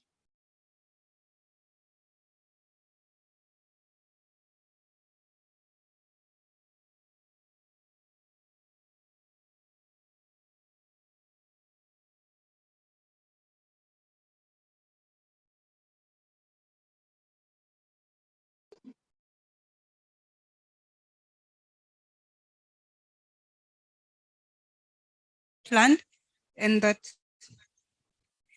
you're not getting the land from Paul that is not the right Paul that you're supposed to get the land from.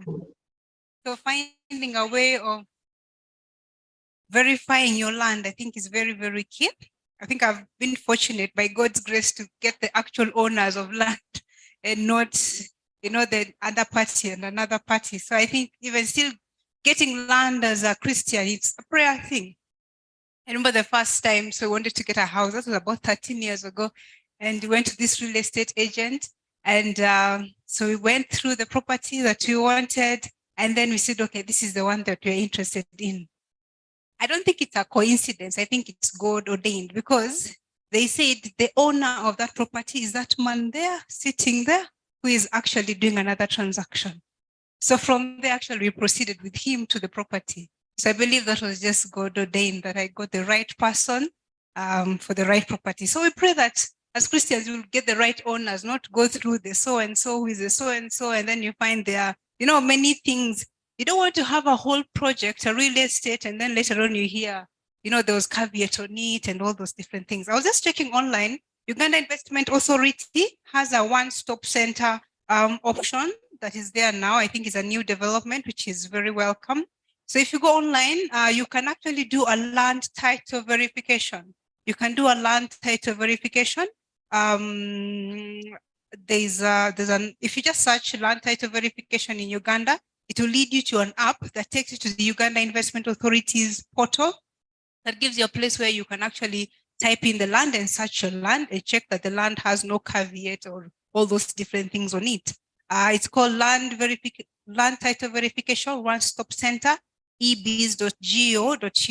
If you want to visit their offices, they're at Uganda Business Facilitation Center, Plot 1, Baskerville Avenue in Kololo. Okay, thank you very much so far for the three speakers that we've had. We're going to take a short commercial break, 5 minutes, before we invite the next speaker. So I believe you're going to have some music interlude for the next 5 minutes, and then we have the next speaker coming on. Thank you very much, our online audience. The questions are going to be answered after the fourth speaker.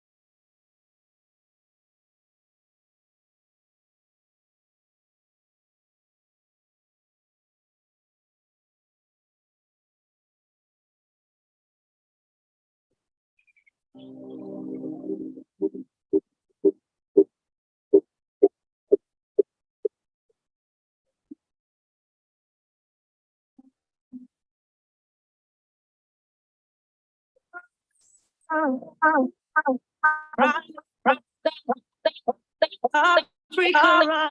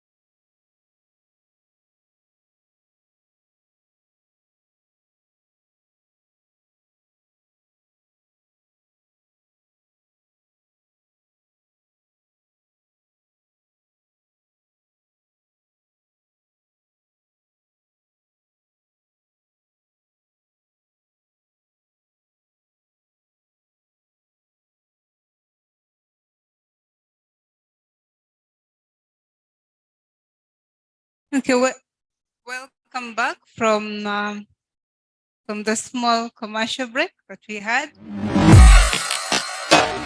Our physical audience, you're also welcome back from the break. Physical audience, you're also welcome back from the break. Our online audience, you're also welcome back from the break. Okay, so it's an interesting conversation we're having today, and we're seeing there's really a lot of potential. You know, when the Bible says occupy until he comes, it feels like you have to like literally occupy something, like hold something, which land is a good representation of something that you can occupy. And when he says every place the sole of your feet shall step, so you can't step in the air, you step somewhere in the land. So I think we have to have some land to step on so that we can claim it for our possession. Okay, so welcome back to the last part of our session this morning on real estate investment and seeing how we can partner with the people in the diaspora. And we have a privilege of the fourth speaker, who is Reverend Anthony Ashai. I think I first heard about him when we were having the Inspire Synergy, and interestingly, I was the moderator for his session as well. So nice to meet you, Reverend, in person, not in the virtual space. So as they say, small world, only mountains that don't meet. No, but there's one that was moving around. There's some things move. Yes, so they say mountains are the ones that don't meet, but now even those ones are are moving. So you never know, one does never cease. So Reverend Ashai is a graduate of financial economics from Birkbeck. I hope I'm pronouncing it well. Birkbeck College, University of London. He started his career in managing real estate for a local government in the early 1990s, then progressed to estate development in a regeneration program focused on building thousands of new properties, but also social economic community development. He furthered his career being part of a team that introduced a new financial system to account for rent collection. I think we need that one, people who have tenants here in Uganda, and moved his technology knowledge to build financial systems for several financial institutions in the City of London, including the Deutsche Bank, Halifax Treasury, which he left early 2001 to pursue his interest in real estate and building people. Reverend Anthony has since focused on real estate, building people, and outreach for Africa, to Africa, in developing socio-economic programs to give the less privileged a level playing field to succeed. He is the founder of SOAR Rising, where he offers strategic direction and leads the vision of raising an underclass by providing socio-economic development through building new settlements in Africa. And he is the author of the book, The Spirit of Africa. Thank you very much, Reverend Ashai, for honoring us to speak to us this morning. You can have the mic.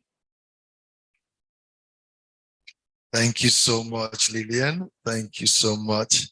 I'd like to thank all those who have gone ahead of me. Our architect, Stephen, Elder Minister, really appreciate you. QS, Lillian, thank you so much. And Pastor Sam, who I met yesterday. When I'm going to do my presentation today, I'll be focusing on why. I call it the big picture. Why are we doing what we're doing? What are we doing? How are we going to do it? And who is going to do it? So bear with me. I've got loads of slides, but I'm also a preacher. I will never take off that hat. So if you're uncomfortable, we have a spiritual heritage as Africans, and we cannot ignore that. So what we're doing as SOARA is a over 40-year vision, and that's just for those who keep thinking, when is it going to happen? I think we're looking for the mature. My children are now old, but I remember when they were younger. My first daughter is getting married this year by the grace of God. But when they were younger, when you're going on a journey, they used to ask, are we there yet? I'm hoping I don't have those kind of children. It's a long journey. Can you tell someone it's a long journey? Okay, so that's the preacher in me that's come out. We need to understand that vision, big picture, requires understanding, the fact that it's going to be a long journey. Everything that we're doing is not in isolation. The partnership matters. There's already an agenda 2063, the Africa we want. So even though I'm grateful for Inspire putting this together and giving me honor, thanks to the State House also for the honor. But I want to say in all reality that I know partnership will deliver everything. And so meeting people matters a lot to us, even just meeting my honorable speakers today in person. I know we will do business in the future. Okay, so Agenda 2063 is about building the Africa we want. So even though I'm in Uganda, the why will cover Africa. And so if you're Ugandan and you're saying, please talk to me about the Ugandan problem, don't ask me when are we going to get yet. The problem is bigger than Uganda, but the solution also involves Uganda. Okay, and so I'm going to start from an African perspective. Africa is currently the least advanced continent. It is not, we're not being funny, it's just a reality.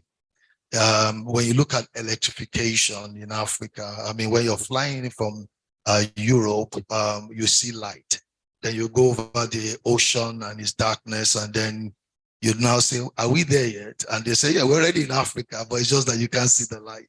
And it's not being horrible. Europe has 100% electrification rate. There are parts of Africa like the Democratic Republic of Congo that has 9%. Uganda has about 29. It said it's building, depending on who you talk to, 30-something%.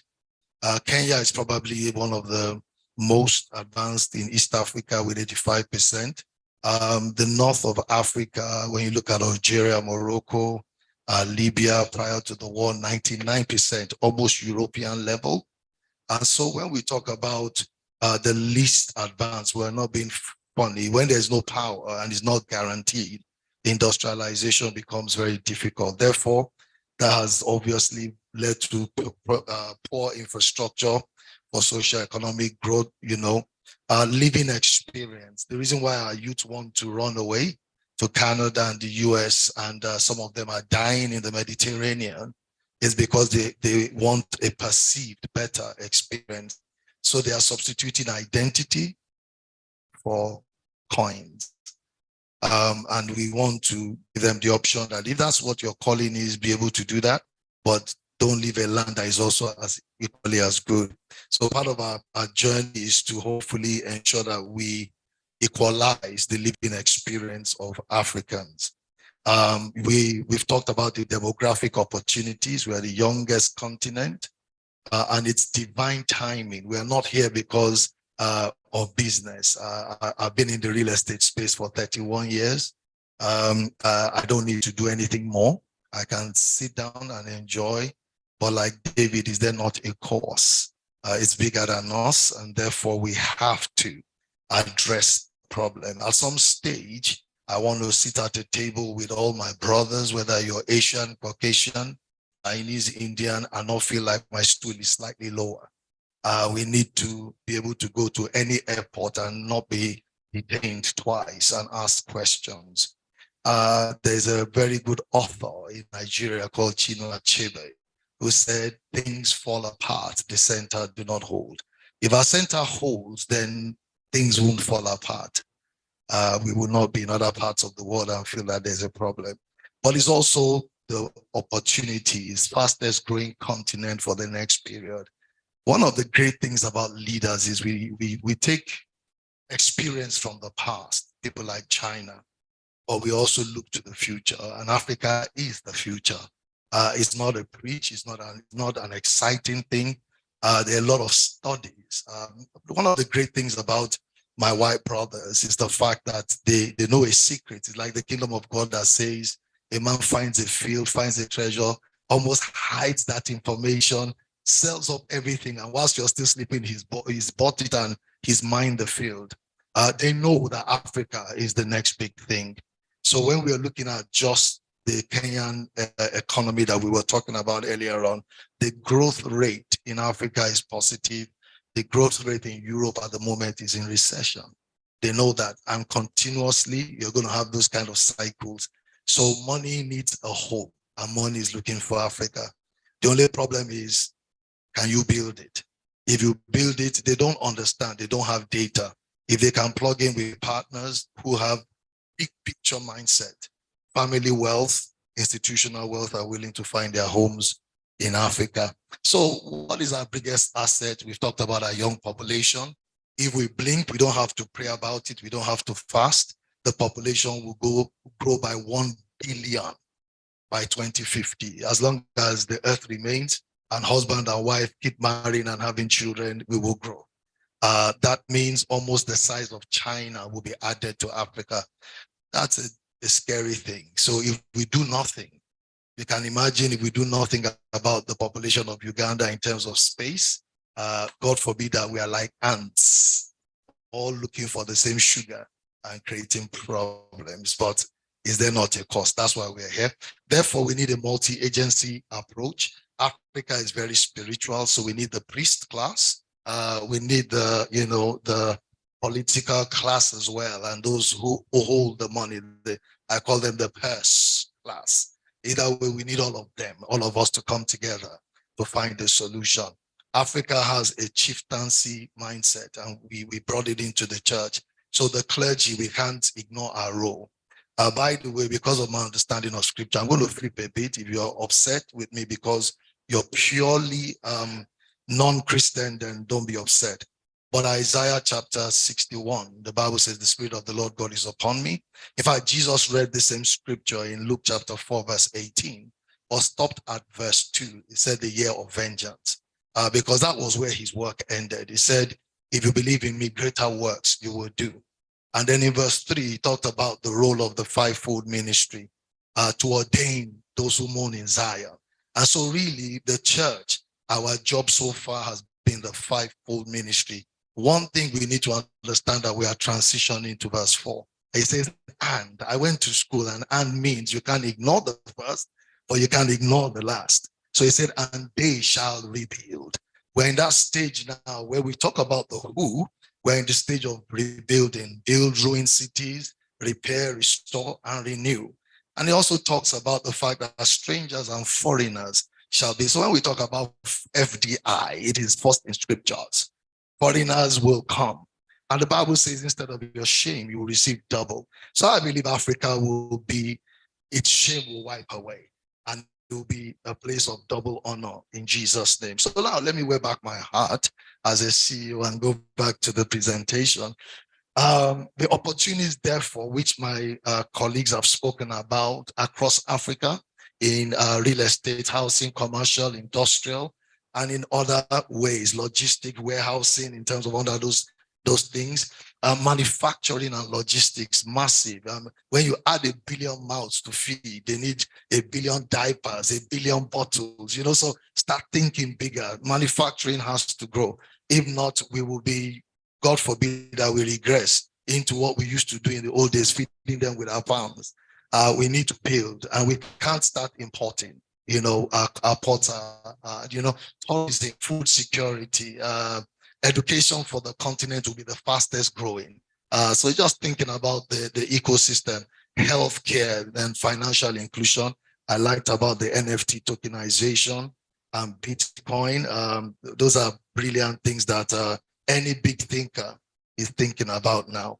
So having spoken about Africa, what's the case for Uganda and East African community? Because when I talk about Uganda, it's already in a block. Let me tell you the reason why I'm focused on this. I was living in the West, and thank God I have my eminent Reverend Carlton here. Back in the days, those of us who were living in the West before the block became a good block, if I needed to go from the UK to Spain, I have to get pesetas.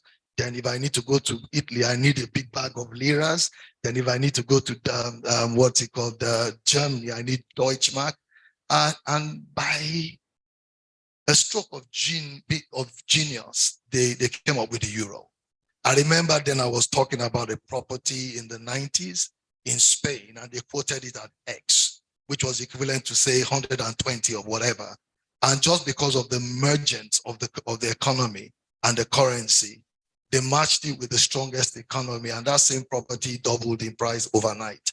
And so one of the reasons why Uganda within the East African community matters is because when you're talking about land and you're excited, you need to start thinking about how does this land match up with land in the heart of CBD in Nairobi, and start thinking East African, because this is one of the only blocks in Africa that is getting its act together and is moving close towards that. So the reason why the world is interested in East Africa, one of the reasons is because a block is being formed. And those who have been in the West understand the advantage of the European Union. I went from disjointed countries to one block. Now, when you're operating, if you're a farmer, you're talking to the European Union, not to, Spain or Italy. So Uganda sits within that. And when we are benchmarking, we're going to be benchmarking with the East African community, and whatever we're doing is focused on that. Now, East Africa, they've already talked about it. Officially is lower than that in terms of population, but I always do my own extra projection. When they tell us that in the UK, the amount of Black people are X, we always say, just add a bit more. So even though it's 30 something officially, we know that it could easily be 10 million more than that. But even if you want to go with the official record of about 38 million, if you look at the landmass, it's actually a big country in that context. If you look at the capital, they say it's slightly below 4 million. I've summarized it to 4 million. By 2050, every crowd and the boda you're seeing will double. So hearing is the big picture. They can't double in the same space. Unfortunately, I don't want to be going down the street of Kampala and traffic that used to take 2 hours, and I used to complain at a certain age. When I'm now older, it's taking me more. God forbid that people just pass out of stress. So big thinking and big picture. I'm not here to talk about that piece of land there and how we can make money off it. We will just keep building, over the same problem. It's like having cancer and sellotaping it or putting bandage. You haven't cured the problem. You have to really go to the root of it. So opportunities around capital for built environment. There are loads of capital would always find its place. And the issue is not capital, trust me. The issue is, can we think outside of the box and create the product that is really needed? If you have friends in diaspora, we're talking about diaspora here, engaging the local market, and you want to build, and we are here for that. We're going to deal with that when we start off. I want to build an apartment block. You go to your friends, but if you want to build something that is more imaginative, which we're going to be covering, then family wealth will come in and talk to you, because money needs an expression, okay? So when we start looking at what works for Uganda, inflation has been stable. Do you believe that the inflation in the UK is over 10%? Oh, so you're shocked. That's why we have to look at the world in a global perspective, where Uganda is sitting at about half of that, and people understand that. And it's doubled, it's gone 4 times in the last 3 years. So 3 years ago, it was sub 2, now it's 10%. So if you have money, for instance, in the West, and you're thinking, by the way, inflation is an eroder of wealth, you begin to say, why do I move my wealth to? That number one has growth, and inflation is not going to erode it. So the growth rate in the UK is less than 5%, and the inflation is over 10%. So your 1 million shilling is eroding every year by 5%, just putting money in the bank versus, whereas obviously you're talking about a growth rate of, you can get investment return of 18% here, and your inflation is 5%, so net 13%. Let's ignore exchange rate, okay? So those are the kind of things.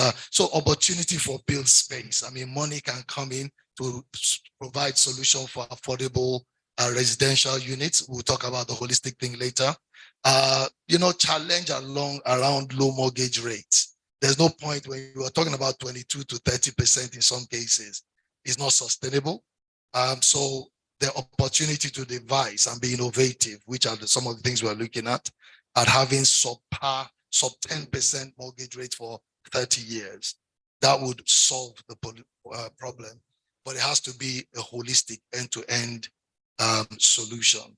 But don't forget partners. So don't think we are coming. Just say we're working together and everybody will be involved in that as long as we find the right partners. Unemployment is relatively low, but wages are also very low. I will deal with that. Current deficit of over 2 million housing units. That means even at the quoted price of about $80,000 or $90,000 to build one. If you do the math, you're looking at crazy amount of 180, 200 billion US dollars just to solve the problem now. Trust me, unless we start thinking big picture, we will not scratch the problem. Of that 2 million, about 900,000 of the current stock are below standard, which means internationally dogs should not be living in them. Challenge to be solved is a low wage environment. I mean, let's be honest with ourselves. So we manage it, but it shouldn't be. Which is why that person living there will be looking at Instagram and saying, I want a better life. Okay. The low wage environment must be solved. When we begin to talk about the agro space this afternoon, when you have about 70% of your population in Uganda, our population has engaged in the agricultural sector. That's a low wage environment. The value add that we're talking about a bit more. That's the kind of things that we need to begin to increase. Though, how can you afford mortgage when your salary is low? And the reason why, when we talked about the rent kind of tech, the kind of prop tech, I heard an amen. But the truth about it is, it's okay to put a sign up a tenant is collecting the rent that is the problem. And the reason, not because they don't want to pay, they just can't. They'll promise you, they'll give you everything, but by the time you get in there, and the average wage, when I looked at it, a good wage, if I'm right, in the capital is about 1.5 million to 3 million a month, if I'm right. But if you do the math, that's below $1,000. Internationally, when you're spending certain kinds of money, at least they always say 1/3 of your wages should go. Let's even picture 1,000. That means $350,000. Americans wouldn't invest for that because their condos earn them $1,200. That's what people pay in rent. So if we don't solve this low wage environment challenge, you can build, or you just won't get the returns.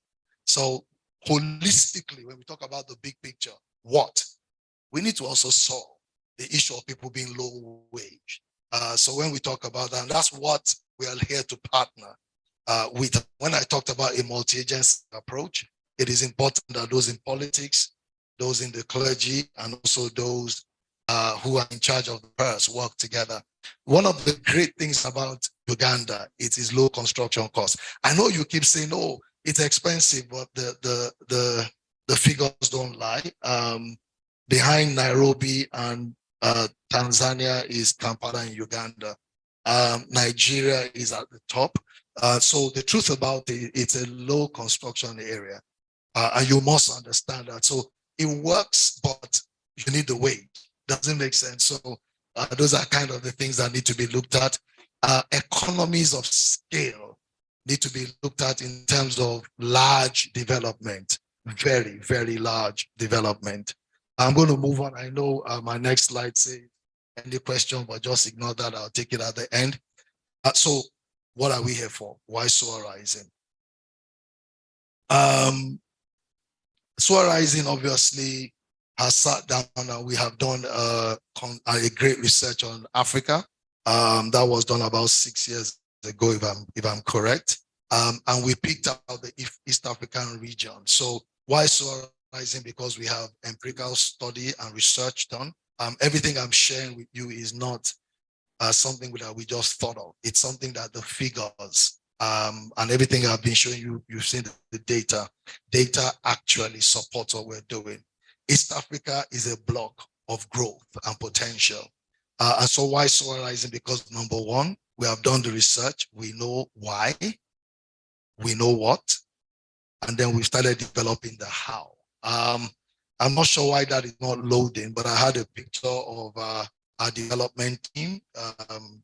Well, I'm not sure why that's not loading. In Kenya, we have the foremost architectural firm in probably East Africa, Triad, who are part of our development partners. Don't worry, it's not loading. Don't worry about it. And we have Mace as our QS. I'm sure we know about them, and amidst a consultant team who have designed. We're starting with a master plan. The entire vision for Solarizing is to deal with every sub-Saharan African nation, but starting with the East African bloc. Our empirical study picked out Kenya as the place to start and Uganda as the place to follow afterwards. For these things that we have shown you, there are problems, but there are solutions, and those ones produce things. So we have those consultant firms who will then plug in with consultant firm teams on ground whenever we go to a new country. So there's a continuum. You share knowledge, we build knowledge across the continent. One of the first things they've done is designed our first development pilot. It's actually a pilot because what we are looking to do, and I'll share that at the end, the prototype is to develop the pilot, develop the town, and then develop the city. But that's what they've done. We have 100 units at the moment. We have also, and I think my directors from Solarizing are also here, but I would not disturb them. But for the sake of record, we have Pastor Desire and Pastor Lucy, who are directors of Solarizing Kenya. And we designed this, which are standalone 80 units phase 1 to 3, and about 50 units that will be on the phase 4, but that is also acting as an agro pilot at the moment. The whole point, and the reason why I'm just showing this, is the fact that we're looking at quality living within a community. The issue, and when I begin to talk about Kampala, you would understand that the issue of actually living within, and I love what you're doing, QS Lillian, about living within shared space. Why, Irene, sorry, Lillian, apologies, Irene. Why do you want to have 5 septic tanks for 5 homes? When the children want to play, they have to leave their gate and go, and you tell them don't go onto the street. So that obviously allows things like cul-de-sac where people community. Now we have a number of communities. So this is just one street in the development with communities. So community within the community that is also being developed. Opportunity to exercise, walk path. It's the Ngong Hills is right just behind you. The elevation is a lot. So by the time you walk from the front gate to the end gate, it takes 30 minutes if you're fit. So you don't need the gym. Just walking that elevation is about half a kilometer, if I'm right. Just up and back, you would be done for the day. All right. And it's a quality investment. But I'm not really here to focus primarily on what we do. It's just the fact that Africans deserve this. This is where I'm going. And I'm going to round up on this. Our pilot development for Uganda seeks to develop a gated community, just like we have done, or we're doing in Kenya, with a population of less than 200. That's just the start. That means at a ratio of about 6 per home, average. We're looking to put in about 30 homes, about 30 to 35 homes there. But that's just to literally get to work with our partners that we're going to be selecting on ground, working with the team. It's the logistics. Hopefully that should be delivered by 2030. Our hope is that by 2040, we move to the town development, which encompasses everything, the space for agro value addition, literally literally building an ecosystem, a hub for tokenization and financial products, which will tie into what we're developing in the West. Those things I would not go into detail here, but thank you for touching them. If you are to deal with mortgages, you can't build without making people have access. And you can also allow access. The world has taken the opportunity. Before, you need banks. Nowadays, you don't need banks. If you have willing parties and you're able to create a product where they can almost create a mortgage through the product, you can have a number of families in the West without even know who it is. Because now we keep thinking, I'm developing something, I need to know who the developer is. One of the great things about innovation of the past is what we call shares. I don't need to like Safricom, or I don't need to like Airtel. I don't even need to know who my neighbor in Airtel is. Once we're shareholders, we're plugged into the same thing, but we don't know each other. Sometimes we do things with too many personal involvement. If we make it faceless, but productive, you will gain scale. We're working on products like that. But as we develop, we're also going to be working with other developers to ensure that it is a system that favors, mortgage development. So the pilot will be dealt with in Nairobi, but we also hope to test the pilot of financing it by 2040 when that town should be developed. Population, we are saying less than 10,000. We know how Africans work. We're happy to have it up to 20,000 because uncle and auntie will also live there, but it needs to be able to cater for that. And then the city development, by the way, they are all parallel developments. So we'll be looking at the land for town whilst we're developing pilot and looking at land for city. That means that obviously no Joseph can build without a Pharaoh. You definitely need the top grade of I'm careful, but we need to be understanding this. But we need everybody from the president of any country we're going to the local politicians to sign up to what we're about to do. This requires rebuilding. When I talk about Uganda, without necessarily being funny, the space is such that we need, if we're going to develop, if we're going to have a population of 10 million, we need to build 2 other Kampalas in the next 30 to 40 years, if you don't. So we're looking to build at least one of the Kampalas. That means if you're thinking completely, totally away from Kampala, we have Entebbe Airport as the main airport, serving 50 million people. It can't be. There needs to be the room for, when we talk about build space, an international airport, also a local airport that connects the region, if the region is going to be operating as it should.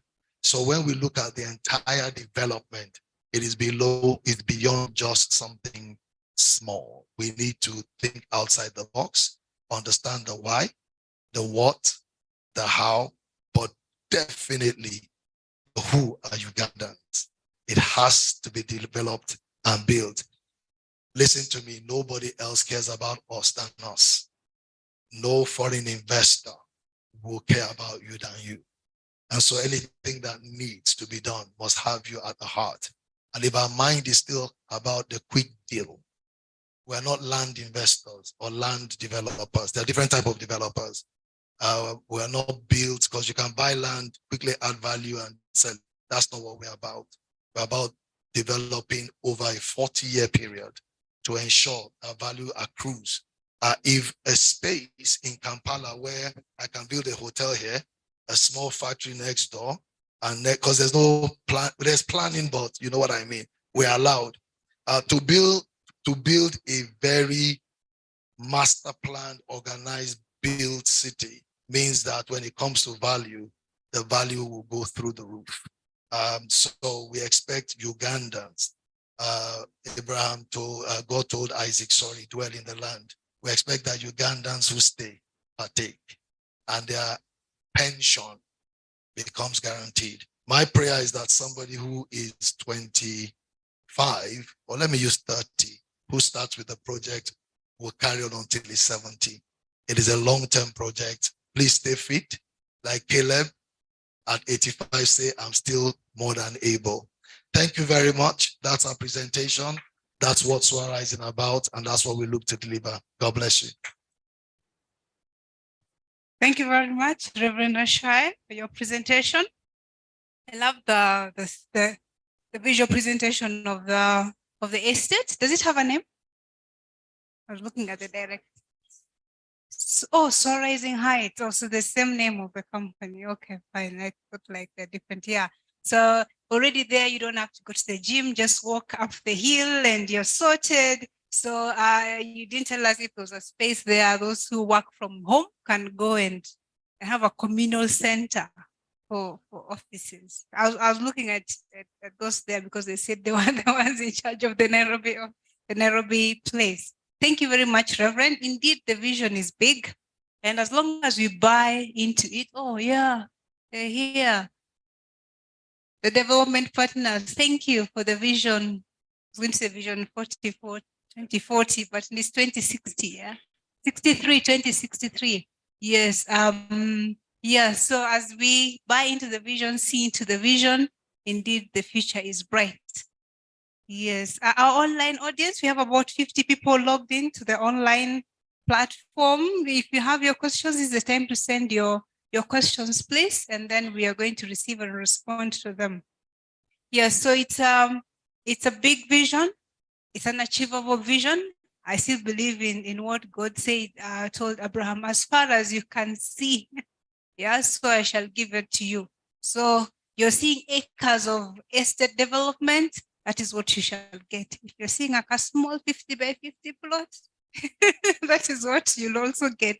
So let's expand our visions to 2063, to 2063, and rise towards it and walk towards it by faith and by might as well.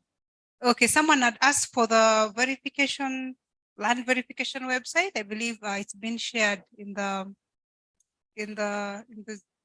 no, not in the group, in the chat. I was going to say in the group. It's been shared in the chat.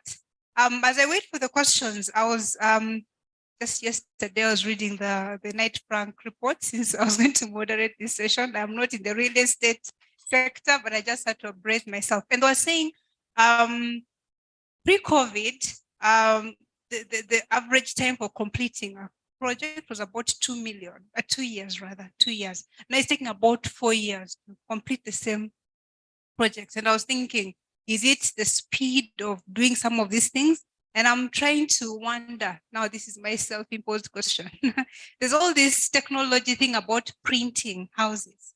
Is it practical in Africa? I would like to hear more about it, because it sounds, when I've watched the videos, it looks so interesting. I mean, you can print a house in a couple of days. And so, but the African in me thinking, you haven't dug a foundation. How strong is this printed house? Elder Stephen or Architect Stephen, could you shed more light as we wait for more questions about the printable houses? It sounds so fun and easy and fast, but how soon do we get this technology in Africa?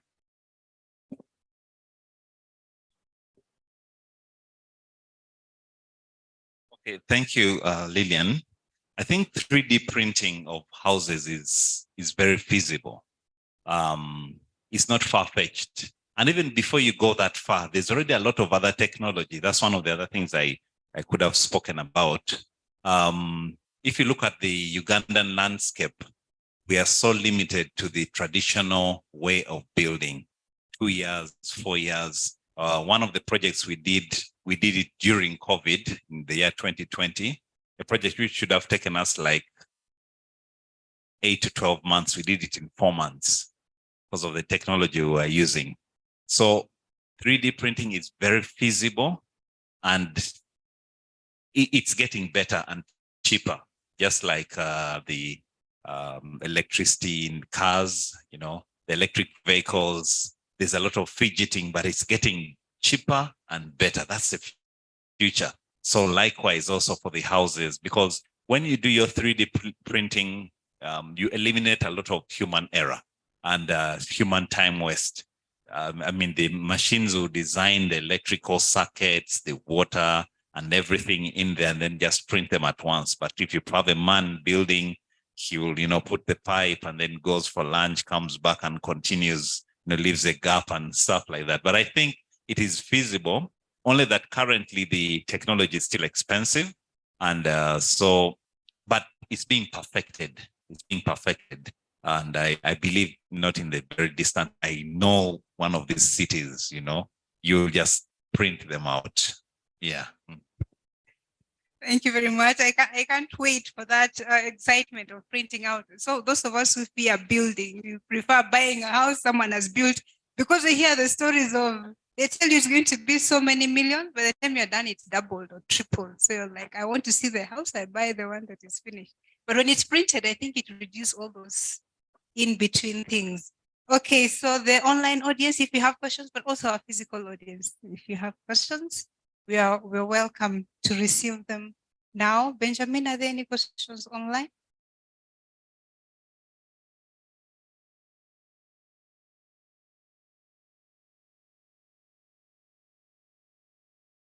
Oh.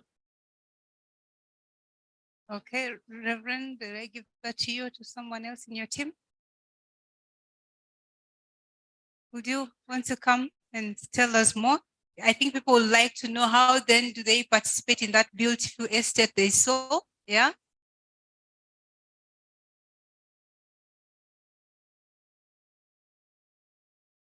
I used to be a girl, they told us you have to always be prepared. Yeah, to always be prepared. But when you're with your CEO, it is wisdom that, okay, good, okay. So the Rising Estate is actually not on Ngong Road, but it's in a place of, in the neighborhoods of Ngong Town that is called Kimuka. Kimuka is about 35 kilometers out of CBD Nairobi, but a very, very fast-paced growing part of the communities of the Nairobi community today. Where Kimuka is where what is called the Nairobi metropolis stretches up to. Yeah. So, but if you want to get in touch, we can share the details with Benjamin. When you want to see or you have questions to ask and anything that is beyond that. We have a very large team in Nairobi, like you have seen the picture there. So all manner of professionals involved, but for quick questions, you can always get in touch and we begin the story there. Yes.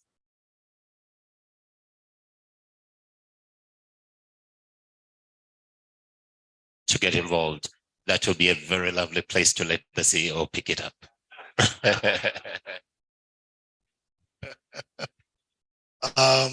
I'll give you a typical example of how people value. I think last year, June, 27, please tell me if I'm wrong, 27 investors from the United Kingdom came to view it. And I think even we had to close it down and we're reevaluating. In 10 minutes, we thought we were selling shoes. They bought it all up. So we had to stop it. And so location is ridiculous, but it for us is the fact that it's a pilot. We know where we're going. And as I said, if you build it, they will buy. To have a place, there are UK investors, they never intend to live there short term. It's a good place to retire to. In the meantime, the returns made sense. I love the fact that about property management being a place in the future.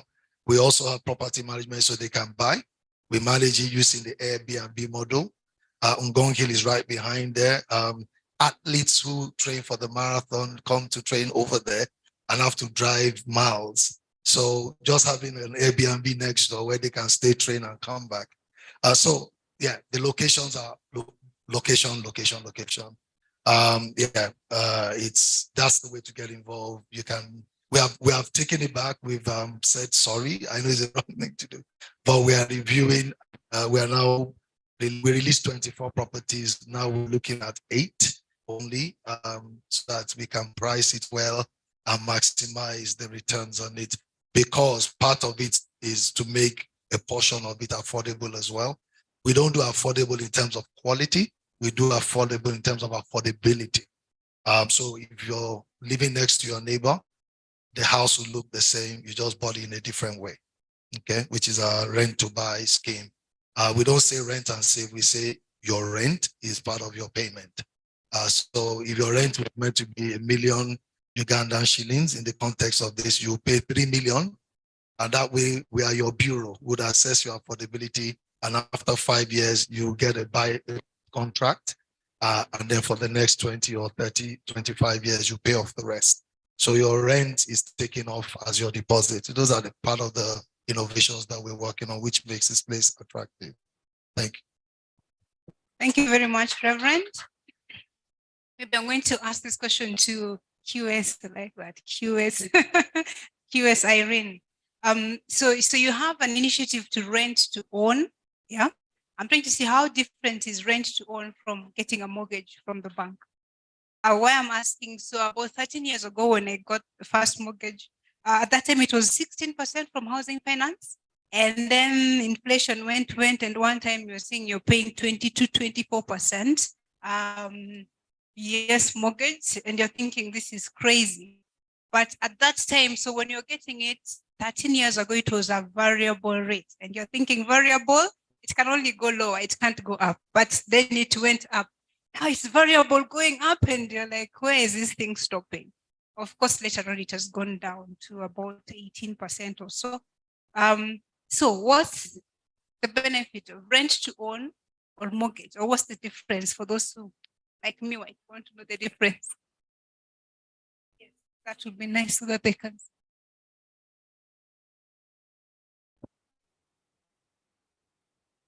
In my presentation, and she has mentioned it again, we did talk to a number of people, but also we are aware, we actually went and looked at the different borrowing rates, even Housing Finance Bank. At that time, we used the mortgage calculator, and it was reflecting, again, from what I showed in my presentation, 17 to 23. And when you do the computations, you will realize why the Bank of Uganda released the statistics on the very low uptake of mortgages. So rent to own would favor, again, the portion of Ugandans who are renting while constructing and or saving to construct. Because these people go buy land at the price which would have constituted an initial deposit, one already built, standalone villa. And then based on our own analysis, a computation of their monthly earnings would constitute their monthly deposits, and the periods would be at most 8 years. So that's how I don't know if I have answered the question, but the mortgage vis-a-vis the low uptake, high interest rates, and then the Ugandan who is working, is saving to build, has bought land or is planning to buy land, which initial deposit would constitute one for the rent to own arrangement. So that was a rationale. Thank you very much, QS Irene. Yes, so you save on that initial deposit. Okay. Okay, if there's a question. Okay, there's a question online from the online audience. Does Soar Rising have a plan towards the mortgage situation in Uganda? In case someone wants to buy an apartment in the estate, is it something they are looking into?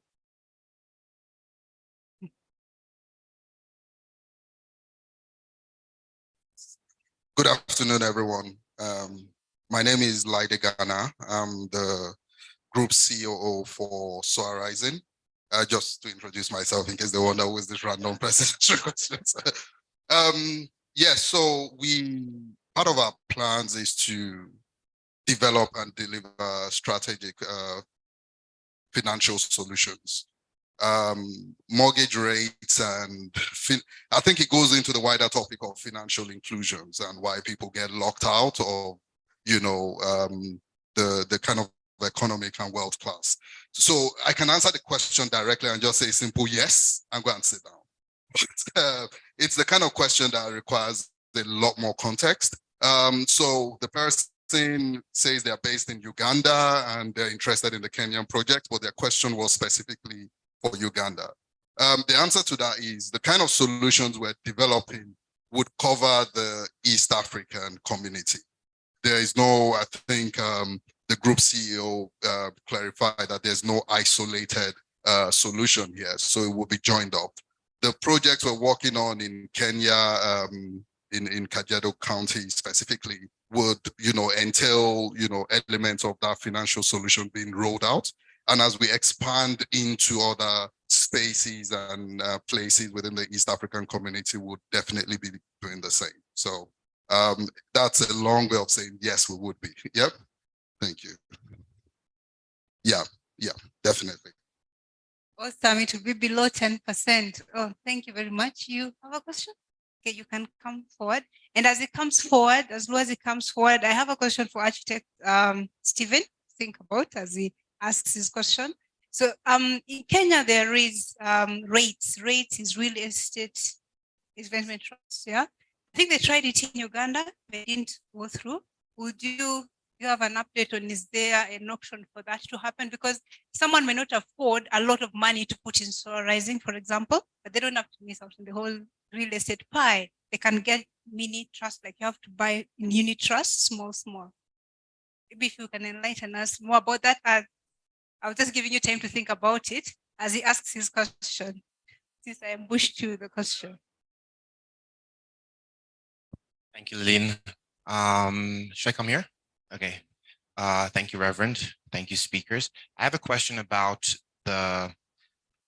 what would I say? It's sort of the framework to appreciate the vision that you're giving us, especially as regards, for example, things like the bloc East Africa. There's some people who have hesitancy, major hesitancy towards forming the bloc. And I'm a man of the word. So I want both biblical reason and also practical reason why these things must come, because there are many, there's a lot of apprehension regarding things like the world agenda, things like that. What's our positioning within that to be able to get behind people who are doing it and support it ourselves, position ourselves in our minds to say, no, this is a good thing. We need to move forward with this.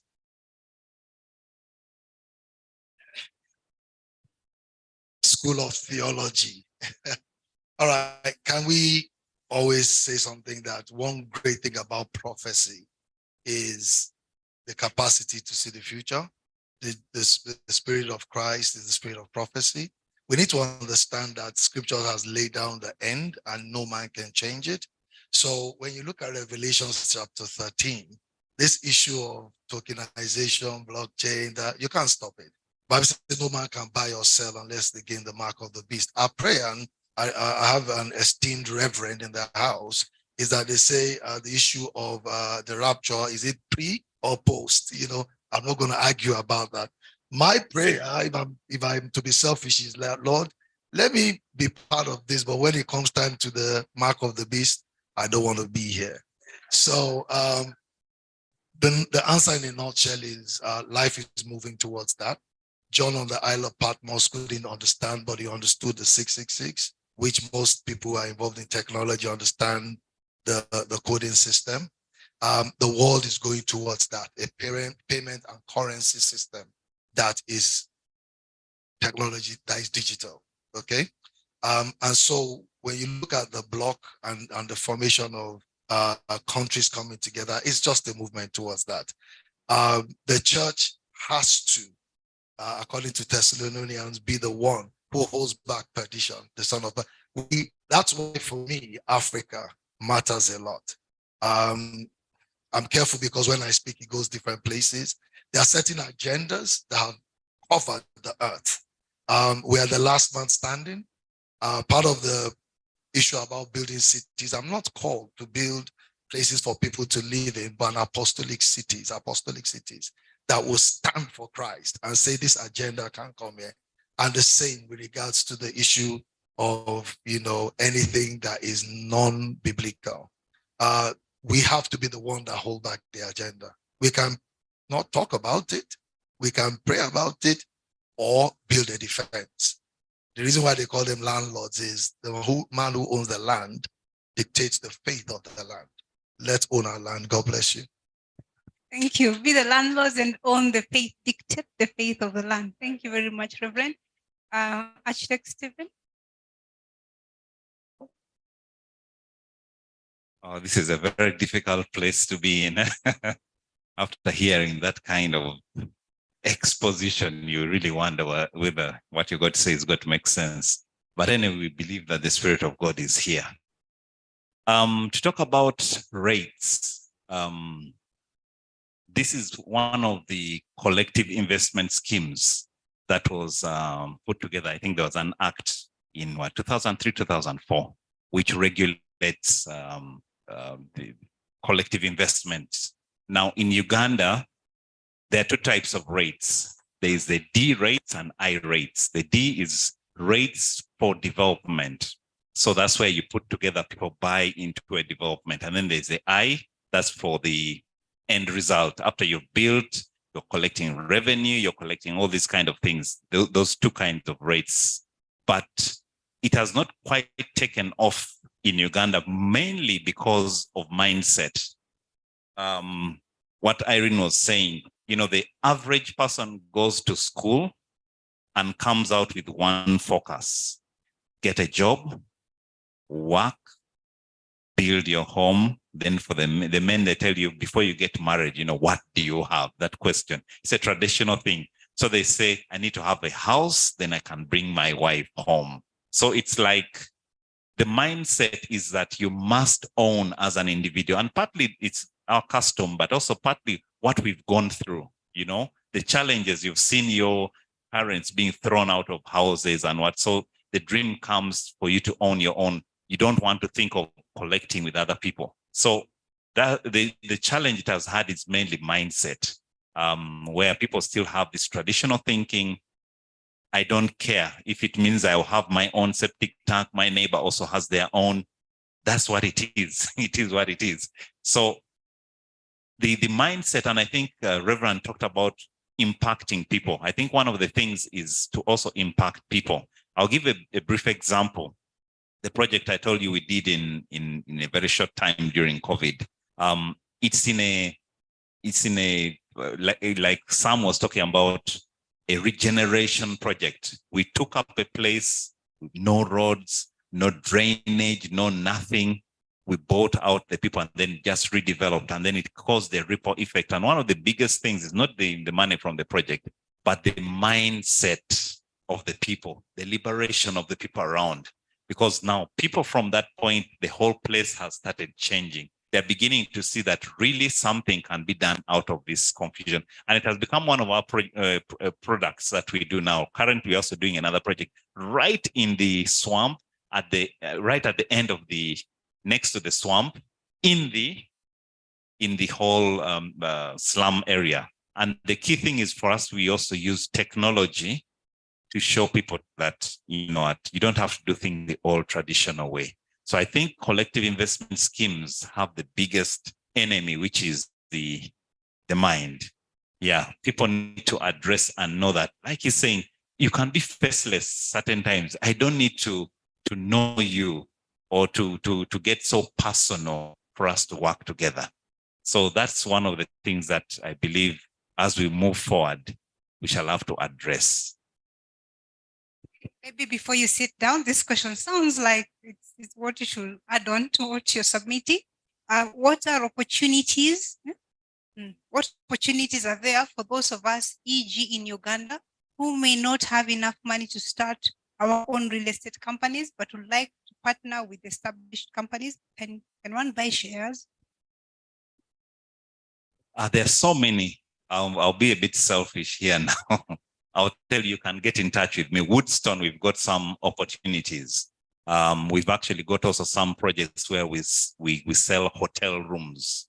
You don't have to even own a hotel, but you can be able to buy and earn out of a room someone else has built. You don't even need to know that person. So there are opportunities that are available, from 100 shillings to 2 million to 10 million.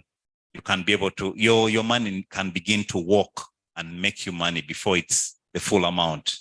You know, we always think I need to first have the full 250 to own 1 unit, then I can start making money. No, you can be able to. That's what I was talking about earlier on tokenizing, you know, get whatever you have and let it begin working.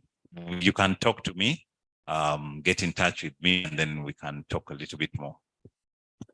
Thank you very much. Sounds like a rhyme. If you want to know about tokenization, talk to talk to Architect Stephen Ochola on tokenization. I think it's amazing what you can do when you think outside your mind. I mean, outside the normal stuff. So one day my mom calls me and she says now she's running a hotel with accommodation and everything. And I'm thinking, yeah. So she actually, someone built the hotel but failed to run it. So is renting. Yeah. So she's renting the whole hotel, but managing the whole hotel and the rent. And I'm thinking, wow, I didn't think I can go to someone and ask them, can I rent your hotel and run it and they pay you rent? We think we just rent homes and stuff like that. Yeah. So when we think outside the mind, outside the box, outside all those different things, there's a lot of potential for us to take advantage of.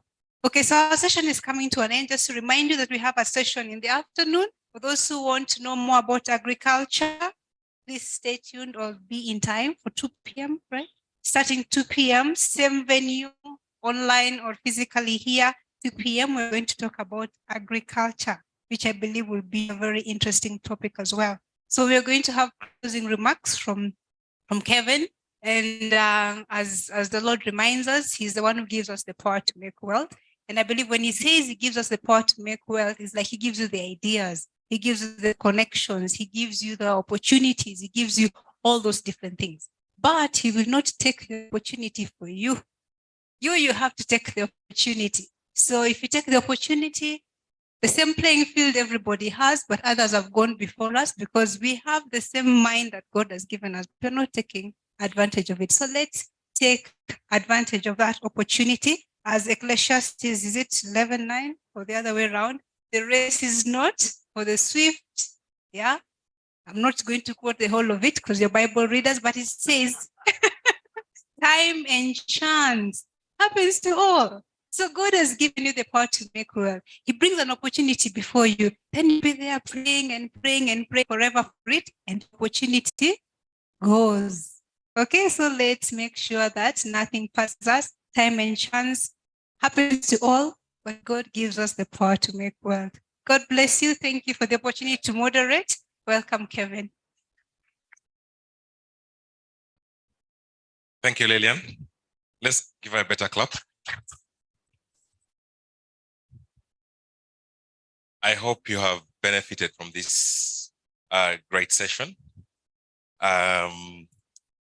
I've been discussing with a few people about partnerships.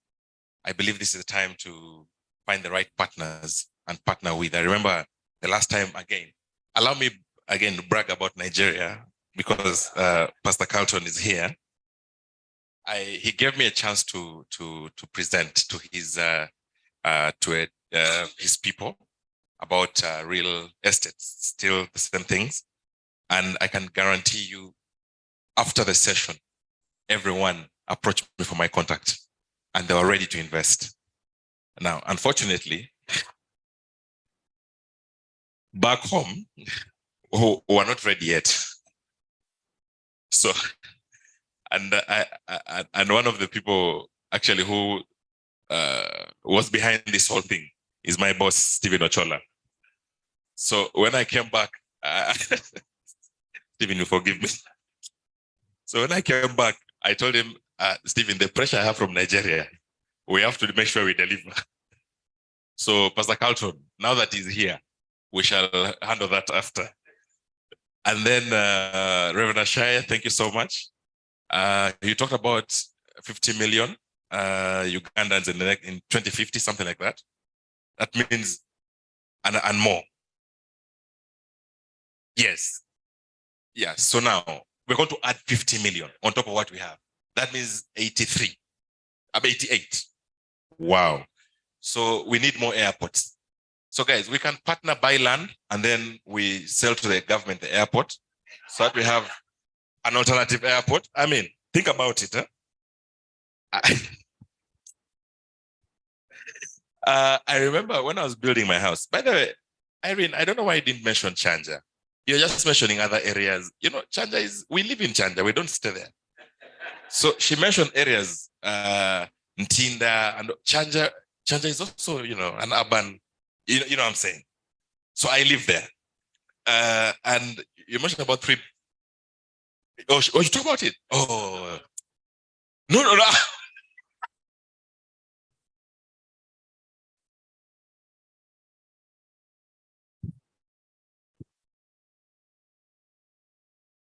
Steven, you know, Steven is revenging, eh? He's revenging, but it's okay. We will sort ourselves. So when you talked about 3D printing, I remember when I was building my house, I changed plumbers 4 times. So now that you talk about 3D printing, I guess the next house I'll build, I'll now consult you on 3D printing because I don't want to have different plumbers. This one would come, dig 1 foot down, they go away. The other one, it was a mess. But anyway, thank God they finished it. But again, in summary, let's be solution providers. Let's not be problem causers and just focus on problems. I mean, Lillian didn't introduce me. She took 30 minutes introducing Stephen with a very heavy CV. Now, if you start to introduce me, you'll take 32.5 minutes, which is bigger than Stephen. But anyway, so let's focus on a solution. I keep telling my team that I lead that when you're coming to me, don't come to me presenting a problem and leaving it there. Present a problem and what is the solution before I give you my solution. Because Africans, you'll find that we have the potential, but we are sleeping. So I have not allowed my team to sleep. I allow you to think and think outside the box. Yeah. So let's be solution providers. That's how such things, Soar Rising, Woodstone, Tamale Estates. Tamale might be difficult for the Nigerian brothers. You can say Tami, Tale moi. You can say Tali, you know, but anyway, let me appreciate everyone who has come, particularly Architect Stephen Ochola. Thank you so much for the good presentation. They introduced, I don't know, about 35 companies, Stephen. I don't know how you manage all those companies, one person, but I'll leave you to God to help you because you need God. And then we thank also Irene, QS, Irene Luguza, and then Lillian Katiso for moderating so well. Yes. Then Pastor Sam Wabasa, who was online. Thank you so much. I hope he's still online, but we thank you so much, Pastor Wabasa. Then again, Reverend Ashaya.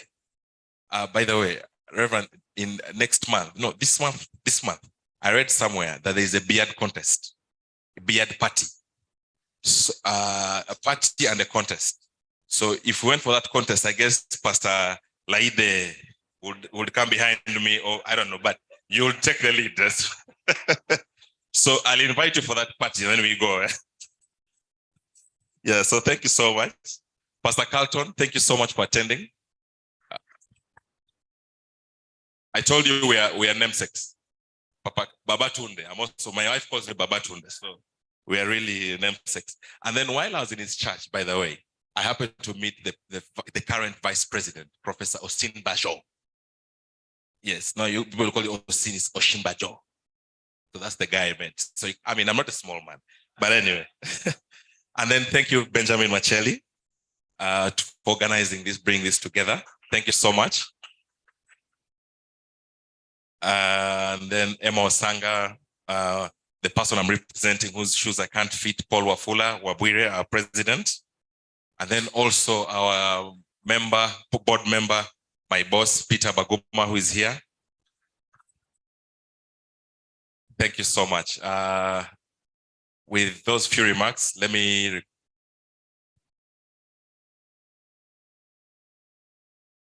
I'd forgotten. Loazi, who is representing Destiny. This place is owned by Destiny Consults. So thank you so much, Lwazi, for opening your doors to us. Thank you so much. And Irene Kauma for giving us the security and the transport for our Reverend. Thank you so much, Irene, Auntie Irene Kauma. Sorry, there are so many that have partnered with us. If in case I've left you behind, please forgive me. I apologize in advance. With those few remarks, I request that we stand up and say the closing prayer. Let's ambassadors and pray. Heavenly Father, we thank you so much for this day. We thank you so much, Lord, for the ideas that have been discussed and shared here. Lord, we thank you for the wisdom that you've given us all and for the many projects that are in plan. King of glory, I pray, Father, that may you be in all these plans. Father, I pray that may you also provide the resources, provide the right partners. Lord, I pray that may you open doors for many of us, Lord, and for those who are online, for those who may be interested, I pray, Father, that may you help us all to connect, to work together, to partner. But at the end of the day, all the glory and honor will go back to you, Father. All the glory and honor will go back to you, God. We pray that may your name be praised in everything that we do, oh Lord. May we just not do it for our own enrichment, but may we do it for the glory of your name and for the expansion of your kingdom. We pray that even as we depart from this place, Lord, may you bless us and protect us. For it's in the name of our Lord Jesus Christ we prayed. Amen.